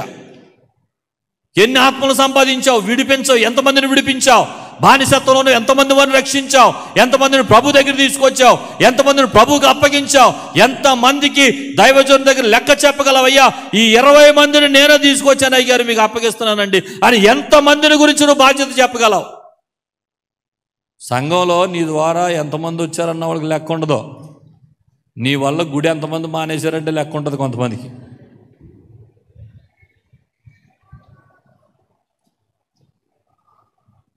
మండుచున్న పొద బానిసలను విడిపిస్తుంది. స్తోత్రం కలుగును గాక. చెప్పండి హల్లెలూయా. బంధకాల్లో ఉన్న వారికి విడుదల ఇవ్వాలి. గట్టిగా స్తోత్రం చెప్పండి. కాబట్టి రోజున పొద నుండి వచ్చిన స్వరమే ఈ రాత్రి సంఘములో ఇక్కడ మండుచున్న ఈ పొదలో నుండి వినబడుతుంది. ఏమని తెలుసా? మోషే వెళ్ళు, ఫరో దగ్గరికి వెళ్ళు, నేను చెప్తున్నాను, నా ప్రజలను తోడుకుని వచ్చేయ్ అని చెప్పినట్లుగా అదే స్వరం వినపడుతుంది. ఇదిగో నీవున్న ప్రాంతంలో, నీవున్న ఇంట్లో, నీవున్న అపార్ట్మెంట్లో, నీ ఇంట్లో నివసించే ప్రజలు, నీవెవరింట్లో అయితే ఉంటున్నావో, నీ ఇంటి ఓనర్స్, నువ్వు వెళ్తున్న ఉద్యోగంలో, నీ వ్యాపారంలో, నీ చదువులలో నువ్వు ఎదురుపడే మనుషులు, నీ ఇంట్లో పనిచేసే మనుషులు చాలా మంది బానిసలుగా ఉండిపోయారు. తోడుకునిరా, తోడుకునిరా, వారిని తీసుకొచ్చేయ్. పరిశుద్ధాత్మ దేవుడు మాట్లాడుతున్నాడు. తీసుకొచ్చే, ఇంకా ఆలస్యం చేయొద్దు. స్తోత్రం చెప్పడం సరి గట్టిగా. రక్షించడానికి ఎవరో కనపట్లేదు అన్నట్టు ఉంటారు కొంతమంది. రోజుని కళ్ళు ముందు తిరుగుతూ ఉంటారు. మీ ఇంట్లో పనిచేసే అమ్మాయి ఎంత చులకనగా కనపడతారో పనిచేసేవాళ్ళు అంటే కొంతమందికి. వాళ్ళని రక్షించరు. బ్రతికినంత కాలం వాళ్ళని ముప్ప తెప్పలు పెట్టేసి, అక్కడ తొడవలేదు చూడు, అక్కడ వేసుకుంది, ఇక్కడ కడగలేదు చూడు, ఇక్కడ తడవలేదు చూడు, ఐలాంటితో క్షణానికి 100 పనులు చెప్పేస్తారు. కానీ వాళ్ళని ప్రేమించి దగ్గర తీసుకొని వాళ్ళ కోసం ప్రార్థన చేసి వాళ్ళకి ఎప్పుడైనా యేసయ్య ప్రేమను గురించి చెప్పి వాళ్ళని ప్రభువులోనికి నడిపించారు. ఎంతమందిని నడిపించారా? మీ ఇంట్లో పని చేసే వాళ్ళంటే లెక్క ఉండదు. కూరగాయల అబ్బాయి ఇంటికి వస్తాడు. బాబు ఎంత? 10 రూపాయలు. 10 రూపాయలా? మార్కెట్లో 3 రూపాయలే కదా. 3 రూపాయలు మార్కెట్లో కొనుక్కోవచ్చు కదా, అక్కడ కొనరు. మళ్ళీ నేను ఏమంటానంటే 10 రూపాయలు అన్నాడు అనుకోండి, మంచిగా కొనుక్కొని 12 రూపాయలు ఇవ్వండి. స్తోత్రం చెప్పండి. రేపు పొద్దునుండి తాజా కూరగాయలు తీసుకొస్తాడు మీ ఇంటికి. ఆమేన్ చెప్పండి. తాజా కూరగాయలు తీసుకురావడమే కాదు, మీరంటే అతనికి ప్రేమ అభిమానాలు పెరుగుతాయి. నెమ్మదిగా మీరు చెప్పే ప్రతి మాట వింటాడు. కొన్ని రోజులకు అడగండి, బాబు నీ కోసం ఏమైనా ప్రార్థన చేయాలా, ఇంట్లో ఏమైనా బాధలు ఉన్నాయా, శ్రమలు ఉన్నాయా, కష్టాలు ఉన్నాయా అని అడగండి. ఖచ్చితంగా ఏదో గుండెల నిండా వేదన కలిగి వారు పనులు చేసుకుంటూ ఉంటారు. నీ ముందు తప్పకుండా వారు బాధను చెబుతారు. తప్పకుండా ఒక పూట ఉపవాసం ఉండి ప్రార్థన చేయి. దేవుడు ఆ కుటుంబంలో అద్భుతాలు జరిగిస్తాడు. దేవుడు ఆ ఇంటిలో అద్భుతం జరిగించాడంటే వరుసగా కుటుంబం అంతా దేవుని మందిరానికి వచ్చేస్తుంది నీ ద్వారా. స్తోత్రం చెప్పడం సరి గట్టిగా. కూరగాయల అబ్బాయి, పాల అబ్బాయి, పని చేసుకునే అమ్మాయి, సాకల అబ్బాయి, సాకల అమ్మాయి, ఏమండి ఇలాగా హీనంగా చూసి మనుషులు ప్రక్కన పెట్టొద్దు. బంధకాల్లో ఉన్నారు, బంధించబడున్నారు, బానిసలుగా ఉన్నారు, సైతాను చెరలో ఉన్నారు, లాక్కొచ్చేయండి. ప్రభువు చెబుతున్నాడు, మోషే తోడుకుని రా వాళ్ళందరినీ, తోడుకొచ్చాయి. నీకు కూడా చెబుతున్నాడు, నీ వీధిలో వాళ్ళందరినీ తోడుకొచ్చాయి. రాజులకు రాజు అయిన యేసే దగ్గర తీసుకొచ్చేసేయండి. స్తోత్రం కలుగును గాక. హల్లెలూయా. మండుచున్న పొద. చెప్పండి 6వ మాట, బానిసలను విడిపిస్తుంది. చెప్పండి, మండుచున్న పొద. గట్టిగా చెప్పండి, మండుచున్న పొద. మండుచున్న విశ్వాసి బానిసలను విడిపిస్తాడు. చెప్పండి, బంధకాల్లో ఉన్నవారిని విడిపిస్తాడని చెప్పండి. రక్షణ లేని వారిని రక్షిస్తాడని చెప్పండి. గట్టిగా చెప్పండి. మండుచున్న విశ్వాసి రక్షణ లేని వారికి రక్షణ ఇస్తాడు. మండుచున్న కుటుంబం రక్షణ లేని కుటుంబాలను రక్షిస్తుంది. మండుచున్న సంఘం నశించిపోతున్న ఆత్మల కొరకు భారము కలిగి ఉంటుంది. స్తోత్రం కలుగును గాక. గట్టిగా చెప్పండి హల్లెలూయా. ఇంకా బిగ్గరగా చెప్పండి హల్లెలూయా. ఇక ఆఖరి మాట చెప్పేసి ముగిస్తాను. 6 మాటలు చెప్పండి. ఒకటి, మండుచుండె పొద మండుచుండెను కానీ. నేనే చెప్పేస్తున్నాను, మీరు చెప్పండి. 6 మాటలు. 1, పొద కాలిపోలేదు. 2, మోషేను ఆకర్షించింది. మండుచున్న సంఘము అనేకులను ఆకర్షిస్తుంది. 3, పొద నడుమ దేవుడు మాత్రమే ఉన్నాడు. మండుచున్న సంఘములో కూడా దేవుడు మాత్రమే కనిపిస్తాడు. 4, మండుచున్న పొద ఉన్న స్థలము పరిశుద్ధమైనది. మండుచున్న సంఘము కూడా పరిశుద్ధంగానే ఉంటుంది. 5, మండుచున్న పొద ఎదుటివారి శ్రమను గుర్తించింది. మండుచున్న సంఘము ఎదుటివారికి ఆదరణ కలిగిస్తుంది. 6, మండుచున్న సంఘము బానిసల భారాన్నిచ్చి ఆత్మలను రక్షించింది. బంధకాలను రక్షించింది. మండుచున్న సంఘము ఆత్మల భారముతో ఉంటుంది. ఆమేన్. ఇక చివరి మాట చెప్పి నేను ముగిస్తాను. 7వ మాట, మండుచున్న పొద ధైర్యముగా రాజు దగ్గరకు పంపింది. చెప్పండి, ఎవరి దగ్గర పంపించింది? మోషేని ఎక్కడికి వెళ్ళమంది? ఎవరి దగ్గరికి వెళ్ళమంది? ఫరో దగ్గరికి వెళ్ళిపో, నేను చెప్తున్నాను కదా వెళ్ళిపో. దేవునికి స్తోత్రం చెప్పండి. ఏమంటే మండుచున్న సంఘాలు కూడా వాళ్ళు వీళ్ళని చూడడం, అందరి దగ్గరికి వెళ్ళిపోతాయి, అందరి దృష్టిలోకి వెళ్ళిపోతాయి. స్తోత్రం చెప్పండి. నువ్వు మండుచున్న విశ్వాసి అయితే వాళ్ళు వీళ్ళని లెక్క చేయి, ఎమ్మెల్యేకి కూడా వాక్యం చెప్పేస్తావు వెళ్ళి. గట్టిగా మాట్లాడరే. ఎంపీలకు కూడా ఏసేసే వార్త చెప్పేస్తాం, మన ప్రధానమంత్రుల దగ్గరికి కబురు పెట్టేస్తాం, మన ముఖ్యమంత్రులకు సువార్త చెప్పేస్తాం. లోపల మండుతూ ఉంటే ఎవరిని లెక్క చేయమండి, అందరి దగ్గరికి వెళ్ళిపోవాల్సిందే. ఆమేన్ చెప్పండి. వాళ్ళు ఏమంటారు, వీళ్ళు ఏమంటారు, వాళ్ళు ఏమనుకుంటారు, వీళ్ళు ఏమనుకుంటారు, అవన్నీ కాదు. నువ్వు మండుచున్నబడితే, మండించబడిన వ్యక్తివైతే ఉజ్జీవము రగులుకుంటుంది నీలో. ఒక ఉజ్జీవ జ్వాల నీలో రగిలించబడి అనేకులను వెలిగించేస్తుంది. అందులో రాజులను లేదు, పేదలను లేదు, దరిద్రులను లేదు, ఎవరు చదువుకున్న వారు, అందమైన వారు, ఏ ప్రొఫెషన్ ఉండదు. ఎక్కడికి పడితే అక్కడికి తీసుకెళ్ళిపోద్ది మంట. స్తోత్రం చెప్పండి గట్టిగా, గట్టిగా స్తోత్రం చెప్పండి. కనుక ఆగదు, ఈ సువార్త జ్వాల ఆగేది కాదు. అసలు సరిగ్గా మండించబడాలి, కానీ అసలు వక్కీలు కూడా వదిలిపెట్టం మనం. మీరే కార్పొరేటర్ గారు వస్తున్నారా గుడికి? స్తోత్రం చెప్పండి. కార్పొరేటర్ అని ఇక్కడ కార్పొరేటర్ కదా, తీసుకొచ్చేయండి వచ్చే వారానికి. అలా చూస్తున్నారండి ఆయనకి. మండుతుందా లోపల?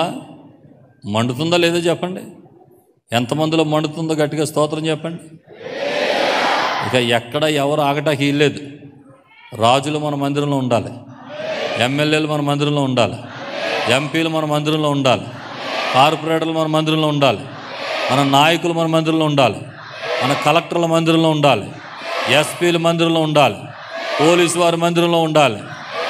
రాని వారంటూ ఉండకూడదండి. యేసయ్య దగ్గరికి సకల గోత్రాల వారు రావాల్సిందే.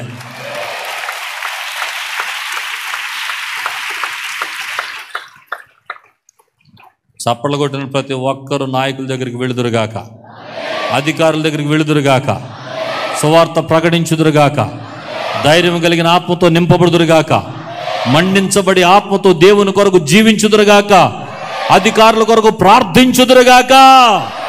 వెళ్లే ముందు చేయాల్సిన పని ఏంటంటే, ముందు వారి కోసం ప్రార్థన చేయండి. ప్రభు వెళ్తున్నానయ్యా, రాజు దగ్గరికి వెళ్తున్నానయ్యా, నువ్వు నాతో ఉండాలి ప్రభు, నువ్వు నాతో ఉండాలి.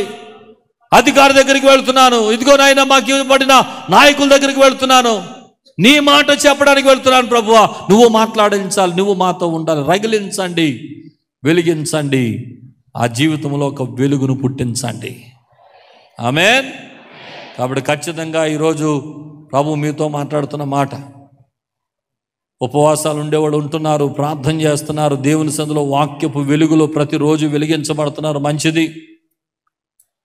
మీరు వెలిగించబడి మీ మట్టుగా ఆ వెలుగు మీ ఇంట్లోనే ఉండడం కాదు, వెలిగించబడిన మీరు అనేకులకు వెలుగుగా ఉండాలి. మీ వెలుగును అనేకులకు అందించాలి.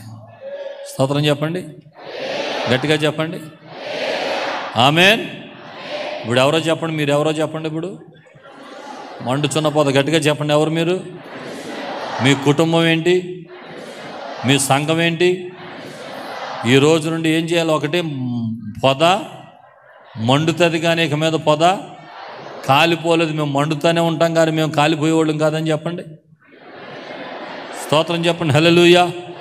రెండోది, మండుచున్న సంఘం అనేకులను ఆకర్షిస్తుంది, మేము కూడా అనేకులను ఆకర్షిస్తామని చెప్పండి. చెప్పండి, గట్టిగా చెప్పండి. మాలో నుండి దేవుడు మాత్రమే కనపడతాడని చెప్పండి. మేము కనపడమని చెప్పండి. మా ఉద్యోగాలు కనపడవు, మా చదువులు కనపడవు, మా అందం కనపడదు. ఇక నుండి మేమేమై ఉన్నామో అది దేవుడే, ఆయనే కనపడునుగాక. నాలుగవది, మాలో పరిశుద్ధత కనబడుతుంది. మేము పరిశుద్ధంగా జీవిస్తాం, మా సంఘముని ఇంకా పవిత్రంగా ఉంచుతాం, మా కుటుంబాన్ని ఇంకా పరిశుద్ధంగా నడిపించుకుంటాం, మా వ్యక్తిగత జీవితాన్ని ఇంకా పరిశుద్ధంగా నడిపించుకుంటాం. అంత మాత్రమే కాదు, మండుచున్న సంఘముగా అనేకులకు ఆదరణ కలిగించే వారుగా ఉంటాం. అనేకుల శ్రమలో మేము వారికి తోడ్పడతాం, వారి మీద ప్రేమను చూపిస్తాం, వారి మీద జాలిని చూపిస్తాం. మండుచున్న పొదలో నుండి వినబడిన స్వరము మోషేను ఇశ్రాయేలు దగ్గరికి ఏ రీతిగా పంపించి వారికి ఆదరణగా నిలబెట్టిందో, ఈ రోజున మాలో మండుచున్న ఈ మంట ద్వారా మేము అనేకులకు ఆదరణకరంగా నిలబడిపోతాం. హల్లెలూయా. అంత మాత్రమే కాదు, ఆత్మల భారాన్ని కలిగి ఉంటాం. నశించిపోతున్న వారిని, బంధకాల్లో ఉన్న వారిని, రక్షణ పొందిన వారిని, అగ్నికి పాలైపోయే వారిని అగ్నిలోడు లాగినట్లు కొందరిని అనేకులను లాగుడి అని చెప్పబడినట్లుగా మా బ్రతుకుల్లో మేము కూడా అనేకులు రక్షించడానికి ఇక నుండి మండే జ్వాలగా ఉంటాం. హల్లెలూయా. ఇక మా బ్రతుకులో, మా జీవితంలో ఎవరిని లక్ష్య పెట్టాం, ఎవరికి భయపడాం, రాజులకు భయపడాం, అధికారులకు భయపడాం. నా యేసుని గురించి ప్రకటించడానికి, నా యేసు చేసే కార్యాలు వివరించడానికి, నా యేసు చేసే అద్భుతాలు ప్రకటించడానికి వారు వీరని లేదు, అందరి దగ్గరికి వెళ్ళిపోవడానికి నా గుండె రగిలిపోతుంది. స్తోత్రం చెప్పండి. హల్లెలూయా. ఇలాంటి మంట కలిగి ఉండండి. ఇప్పుడు చూసిన దానికంటే 100 రెట్ల ఫలాలు మీరు చూడబోతున్నారు. ఇంకా ఫలభరితమైన పంటను మీరు కోయబోతున్నారు.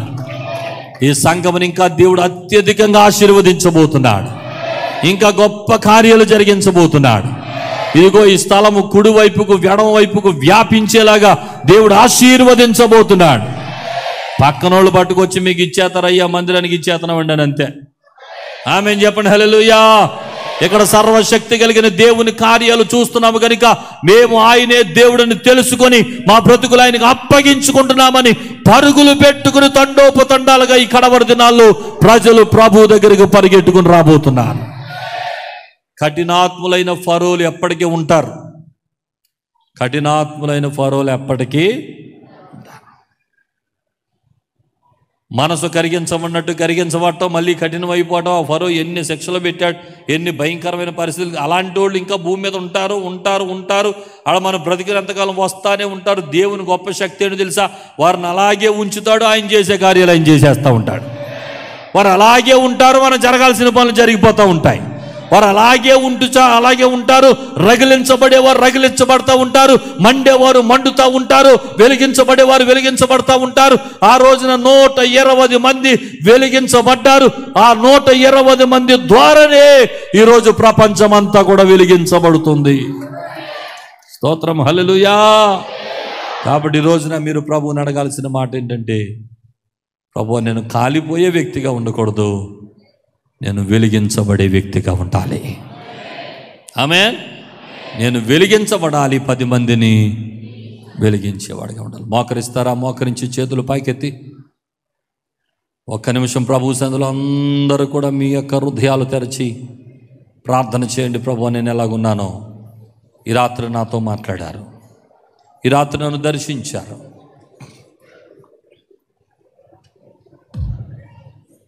మంట కలిగిన జీవితాలతో నీ కొరకు జీవించాల్సిన మేము మండుచున్న అగ్నిగంధంలో పడిపోయే వ్యక్తులుగా ఉన్నామేమో. ఎంత స్వరం తెరవగలిగితే అంత స్వరం తెరచి, ఎంత బిగ్గరగా యేసయ్యా అని పిలవగలిగితే అంత బిగ్గరగా యేసయ్యా అని పిలిచి, ఎంత బిగ్గరగా మాట్లాడగలిగితే అంత బిగ్గరగా మాట్లాడుతూ హృదయపూర్వకంగా యేసయ్యకు స్తోత్రాలు చెల్లిస్తూ ప్రార్థన చేయండి. నన్ను వెలిగించండి నాయన అని అడగండి. నన్ను వెలిగించండి ప్రభు అని అడగండి. నన్ను వెలిగించండి నాయన అని అడగండి. నన్ను రగిలించండి ప్రభువా, ఉజ్జీవ జ్వాలగా రగిలించండి, ఉజ్జీవ జ్వాలగా రగిలించండి, ఉజ్జీవ జ్వాలగా రగిలించండి. మా భారతదేశమును వెలిగించే ఒక పొదవలే నేను ఉండాలి ప్రభు, మండుచున్న పొదలాగా నేను ఉండాలి ప్రభు. నన్ను వెలిగించండి, వెలిగించండి, వెలిగించండి, వెలిగించండి, వెలిగించండి. స్వరం తెరిచి, స్వరం తెరిచి, స్వరం తెరిచి, స్వరం తెరిచి యేసు నన్ను వెలిగించండి అని అడగండి. అగ్ని మండించండి నాయన, అగ్ని మండించండి, అగ్ని మండించండి ప్రభు, అగ్ని మండించండి. చెప్పండి స్వరం తెరిచి, అగ్ని మండించండి, అగ్ని మండించండి, అగ్ని మండించండి ప్రభు, అగ్ని మండించండి యేసయ్యా. నీ పరిశుద్ధాత్మ అగ్నితో నన్ను రగిలించండి, రగిలించండి, రగిలించండి. హల్లెలూయా.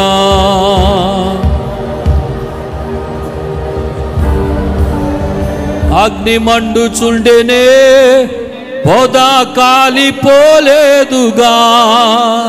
అగ్ని మండుచుండెనే, పొద కాలిపోలేదుగా. ఆ అగ్నిలో నుండే నీవు మోషేను దర్శించినావే. ఆ అగ్నిలో నుండే నీవు మోషేను దర్శించినావే. అగ్ని మండించు నాలో, అగ్ని మండించు, అగ్ని మండించు నాలో, అగ్ని మండించు. పరిశుద్ధాత్ముడా నాలో అగ్ని మండించు. అగ్ని ఆత్ముడా నాలో అగ్ని మండించు, నాలో అగ్ని మండించు, నాలో అగ్ని మండించు, అగ్ని మండించు నాలో అగ్ని మండించు. పరిశుద్ధాత్ముడా నాలో అగ్ని మండించు, పరిశుద్ధాత్ముడా నాలో అగ్ని మండించు. పరిశుద్ధాత్ముడా నాలో అగ్ని మండించు, పరిశుద్ధాత్ముడా నాలో అగ్ని మండించు. పరిశుద్ధాత్ముడా నాలో అగ్ని మండించు. స్వరబెత్తి స్వరబెత్తి స్వరబెత్తి అడగండి. మండించు నాయన, మండించు నాయన, మండించు నాయన. ఓ నీ కొరకు వెలిగి ప్రకాశించే జ్యోతుల వలె మా హృదయాలను వెలిగించండి ప్రభు. మమ్మల్ని మండించండి ప్రభు, మమ్మల్ని మండించండి ప్రభు, మమ్మల్ని మండించండి ప్రభు. కాలిపోవలసిన వారు కాదు నాయనా, వెలగాల్సిన వారము ప్రభువా, వెలిగించవలసిన వారము ప్రభువా. మమ్మల్ని మండించండి, మండించండి, మండించండి, మండించండి. Rimarandariala sikarana marababa shandariala. Oh ramamandariala se. Urika babandariala sikarababa.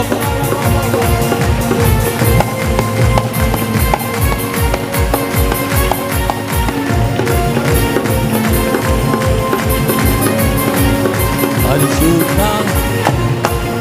నాలో అగ్ని మండించు, నాలో అగ్ని మండించు, నాలో అగ్ని మండించు, నాలో అగ్ని మండించు, నాలో అగ్ని మండించు, నాలో అగ్ని మండించు, నాలో అగ్ని మండించు, నాలో అగ్ని మండించు, నాలో అగ్ని మండించు, నాలో అగ్ని మండించు, నాలో అగ్ని మండించు, నాలో అగ్ని మండించు.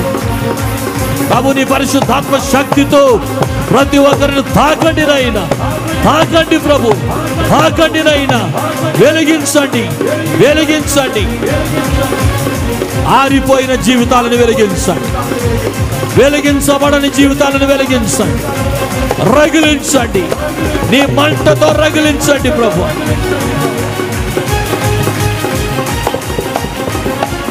ఆయన మనతో మాట్లాడుచుండగా మన గుండెలు మనలో మండుచుండలేదా అని ఎమ్మాయి మార్గముల వ్యక్తులు చెప్పుకున్న రీతిగా గుండెలు మండించండి, గుండెలు మండించండి, గుండెలు మండించండి.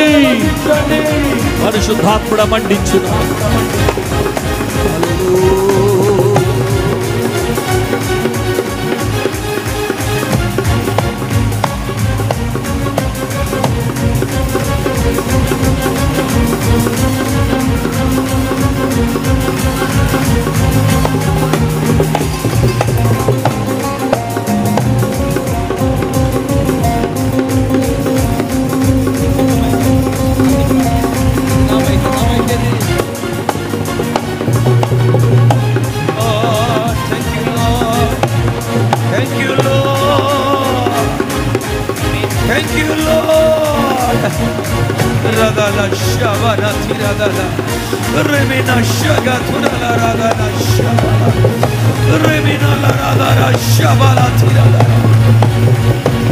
Praise you, Master.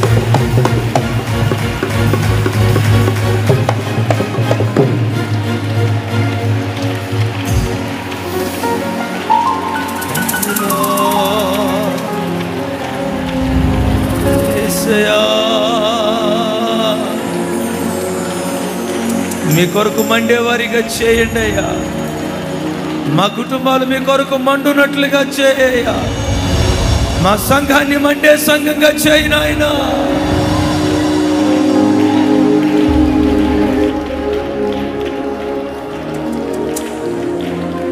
ఆమేన్. ప్రభు మనతో మాట్లాడిన ప్రతి శ్రేష్టమైన మాట కొరకు చేతులెత్తి స్తోత్రాలు చెప్దాం.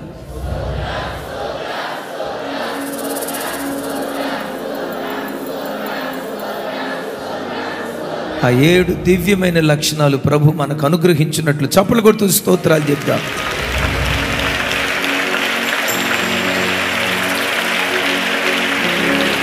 మండే పొదగా దేవుడు చేయనట్లు స్తోత్రాలు చెప్దాం. ఆకర్షించే పొదగా దేవుడు మనల్ని చేయనట్లు స్తోత్రాలు చెప్దాం. దేవుడు మాత్రమే మనలో కనబడినట్లుగా స్తోత్రాలు చెప్దాం.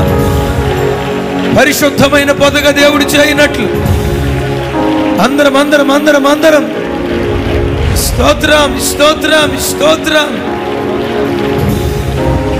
బానిసలను స్వతంత్రులుగా చేసే పొదగా దేవుడు చేయాలి. ప్రజల బాధల్లో పాలిభాగస్తులయ్యే పొదగా దేవుడు చేయాలి. రాజులకు దేవుని వాక్యాన్ని ప్రకటించే పొదగా చేయాలి. ఆ కృప దేవుడు మనకు అనుగ్రహించినట్లుగా. ఆమేన్. వాక్యం అందించిన దైవదాసుల కొరకు స్తోత్రాలు చెప్దాం.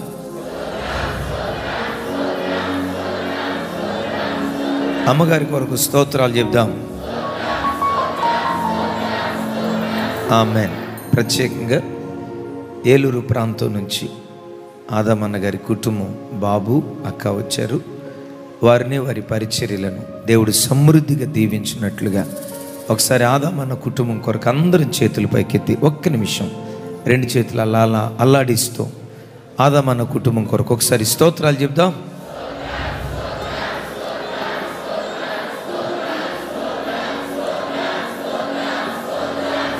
ఆమేన్. అమ్మగారు ప్రార్థన చేస్తారు. సునీత అమ్మగారు ప్రార్థించి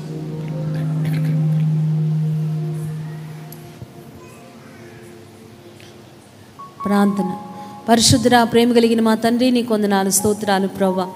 ఈ ఉపవాస ప్రార్థనలో తండ్రి ఈ రోజున నీ దాసులను నిలబెట్టుకొని మా అందరితో మీరు మాట్లాడిన నాయన మాటల కొరకు నీకు వందనాలు స్తోత్రాలు చెల్లిస్తున్నాను ప్రభువా. ఇదిగో మేము ఒకవేళ నాయన ఇదిగో మండించబడకుండా ఇంకా నిరాశ నిస్పృహల చేత ప్రభా ఇదిగో మేము కొట్టుమిట్టాడుతున్నామేమో నాయన. ఈరోజు మా అందరితో మీరు మాట్లాడినందుకు నీకు వందనాలు స్తోత్రాలు ప్రభా. ఇదిగో తండ్రి పొదలో నుండి ప్రభా మోషేతో నువ్వు మాట్లాడినప్పుడు ఏ రీతిగా తండ్రి మోషే ప్రభా ఇదిగో దాసత్వంలో ఉన్నటువంటి అయ్యా ఇజ్రాయేలీలను తండ్రి ఏ రీతిగా విడిపించాడో ప్రభా. ఇదిగో ఈ హైదరాబాద్ ప్రాంతంలో ఈ చుట్టుపక్కల ప్రాంతాలు ప్రభా ఇంకా ఎంతమంది బానిసత్వంలో కొట్టుమిట్టాడుతున్నారో, ఎంతమంది నేను ఎరగక నశించిపోతా ఉన్నారో ప్రభా. వారిని రక్షించడానికి ప్రభా నీ బిడ్డలతో మీరు మాట్లాడిన మాటల కొరకు నీకు వందనాలు స్తోత్రాలు. బిడ్డలందరినీ మీరు మండించని యేసయ్య, ఓ రామ శకోలరదారా మీరు రగిలించని యేసయ్య నీకు వందనాలు స్తోత్రాలు. నీ మాట చేత ప్రతి ఒక్కరిని మీరు బలపరచమని మేము ప్రార్థన చేస్తున్నాం ప్రభా. అయ్యా ఇదిగో తండ్రి అన్నను బట్టి నీకు వందనాలు ప్రభా. ఇదిగో అక్కను బట్టి నీకు వందనాలు చెల్లిస్తున్నాను. ఇమ్మాన్యుయల్ మినిస్ట్రీస్ని బట్టి నీకు వందనాలు చెల్లిస్తున్నాం ప్రభా. ఇక్కడ జరుగుతున్న పరిచర్యల ద్వారా ఇంకా ఈ ప్రాంతంలో అనేక మందికి ప్రభా నీ సత్య సువార్తను ప్రకటించడానికి నీ బిడ్డలకు నీ కృపను అనుగ్రహించమని మేము ప్రార్థన చేస్తున్నాం తండ్రి. అలాగే సంఘం అంతటిని కూడా మీరు బలపరచమని మేము ప్రార్థన చేస్తాం. అనేక మంది నీ తట్టుకు ఆకర్షింపగలిగేటువంటి గొప్ప అయ్యా ఇదిగో తండ్రి నిన్ను పోలినటువంటి వారుగా ప్రభా అయ్యా ఇదిగో బిడ్డలందరినీ మీరు సిద్ధపరచమని ప్రార్థన చేస్తున్నాను. అయ్యా కనికరించండి, కృప చూపించండి. అలాగే ప్రభా నువ్వు పరిశుద్ధుడు నాయన. ఇదిగో తండ్రి మోషే తన పాదములను చెప్పులు విడిచిపెట్టినట్లుగా ఒకవేళ ఏ అపవిత్రత అయినా అయ్యా ఏ డాగు ఏ మచ్చ ఏ కళంకము మాలో ఉందో వాటన్నిటిని విడిచిపెట్టుకొని ప్రభా ముడతైనను కళంకమైనను అటుది మరి ఏదైనా లేకుండా పరిశుద్ధమైనది కానీ నిర్దోషమైన మహిమగల సంఘముగా అయ్యా మమ్మల్ని మీరు తీర్చిదిద్దమని నీ సన్నిధిలో ప్రార్థన చేస్తున్నాను. చేరువచ్చి ప్రార్థన చేసిన ప్రతి ఒక్కరిని నీ రక్తముతో కడగండి ప్రభా. మీరు శుద్ధి చేయమని మేము ప్రార్థన చేస్తున్నాం తండ్రి. నువ్వు పరిశుద్ధుడు కనుక మేము పరిశుద్ధంగా జీవించడానికి నీ కృప మా అందరికీ మీరు అనుగ్రహించమని ప్రార్థన చేస్తున్నాను. అయ్యా నీ కొందనాలు స్తోత్రాలు. ఆ రోజున ప్రభా మోషే నిన్ను చూచినట్లుగా అయ్యా ఇదిగో ఒక రోజున హృదయ శుద్ధి కలిగి మిమ్మల్ని చూడడానికి మమ్మల్ని మీరు సిద్ధపరచమని నీ సన్నిధిలో ప్రార్థన చేస్తున్నాను. అయ్యా బలపరచండి. ఇంతవరకు వాక్యం అందించిన దాసులను మీరు ఇంకొన్ని అభిషేకించి వాడుకోమని మేము ప్రార్థన చేస్తున్నాం. అలాగే ప్రభా ఇదిగో ఇక్కడ జరుగుతున్న కూడికల ద్వారా నూతనమైన కార్యాలు ఇంకొన్ని జరిగించండి. చివరి రోజుకు ప్రభా ఓ రమ శకుర ధర నూతనమైన కార్యాలు ఈ సంఘంలో మీరు ఇంకను జరిగించమని మేము ప్రార్థన చేస్తున్నాం. ఓరి బలరా శకురధర నీ సేవకులంగా ఇక్కడ చేరి మేము శుభం పలుకుతున్నాం ప్రభా. అయ్యా ఇదిగో నీ దాసులను బట్టి మమ్మల్ని ప్రేమతో ఆహ్వానించి ప్రభా అయ్యా ఇదిగో తండ్రి ఇక్కడ నాయన నీ వార్తను అందించడానికి ప్రభా అయ్యా మాకు ఇచ్చిన అవకాశం కోసం కూడా నీకు వందనాలు స్తోత్రాలు. అన్ననక్కను మీరు ఇంకొన్ని దీవించి ఆశీర్వదించి సంఘాన్ని సంఘ పరిచయను మీరు ఇంకొన్ని బలపరిచి సంఘ సరితులను విశాలపరిచి నూతనమైన కార్యాలు జరిగించి మీరే మహిమను పొందుకోమని ప్రార్థన చేస్తూ సమస్త మహిమ ఘనత ప్రభావాలను మీకు ఆరోపిస్తూ ఏ సతి పరిశుద్ధ నామంలో మిమ్మల్ని వేడుకొని ప్రార్థించుచున్నాము తండ్రి. ఆమేన్ ఆమేన్ ఆమేన్. ఇంతవరకు ఓపికతో విన్నందుకు మీకు అందరికీ కృతజ్ఞతలండి.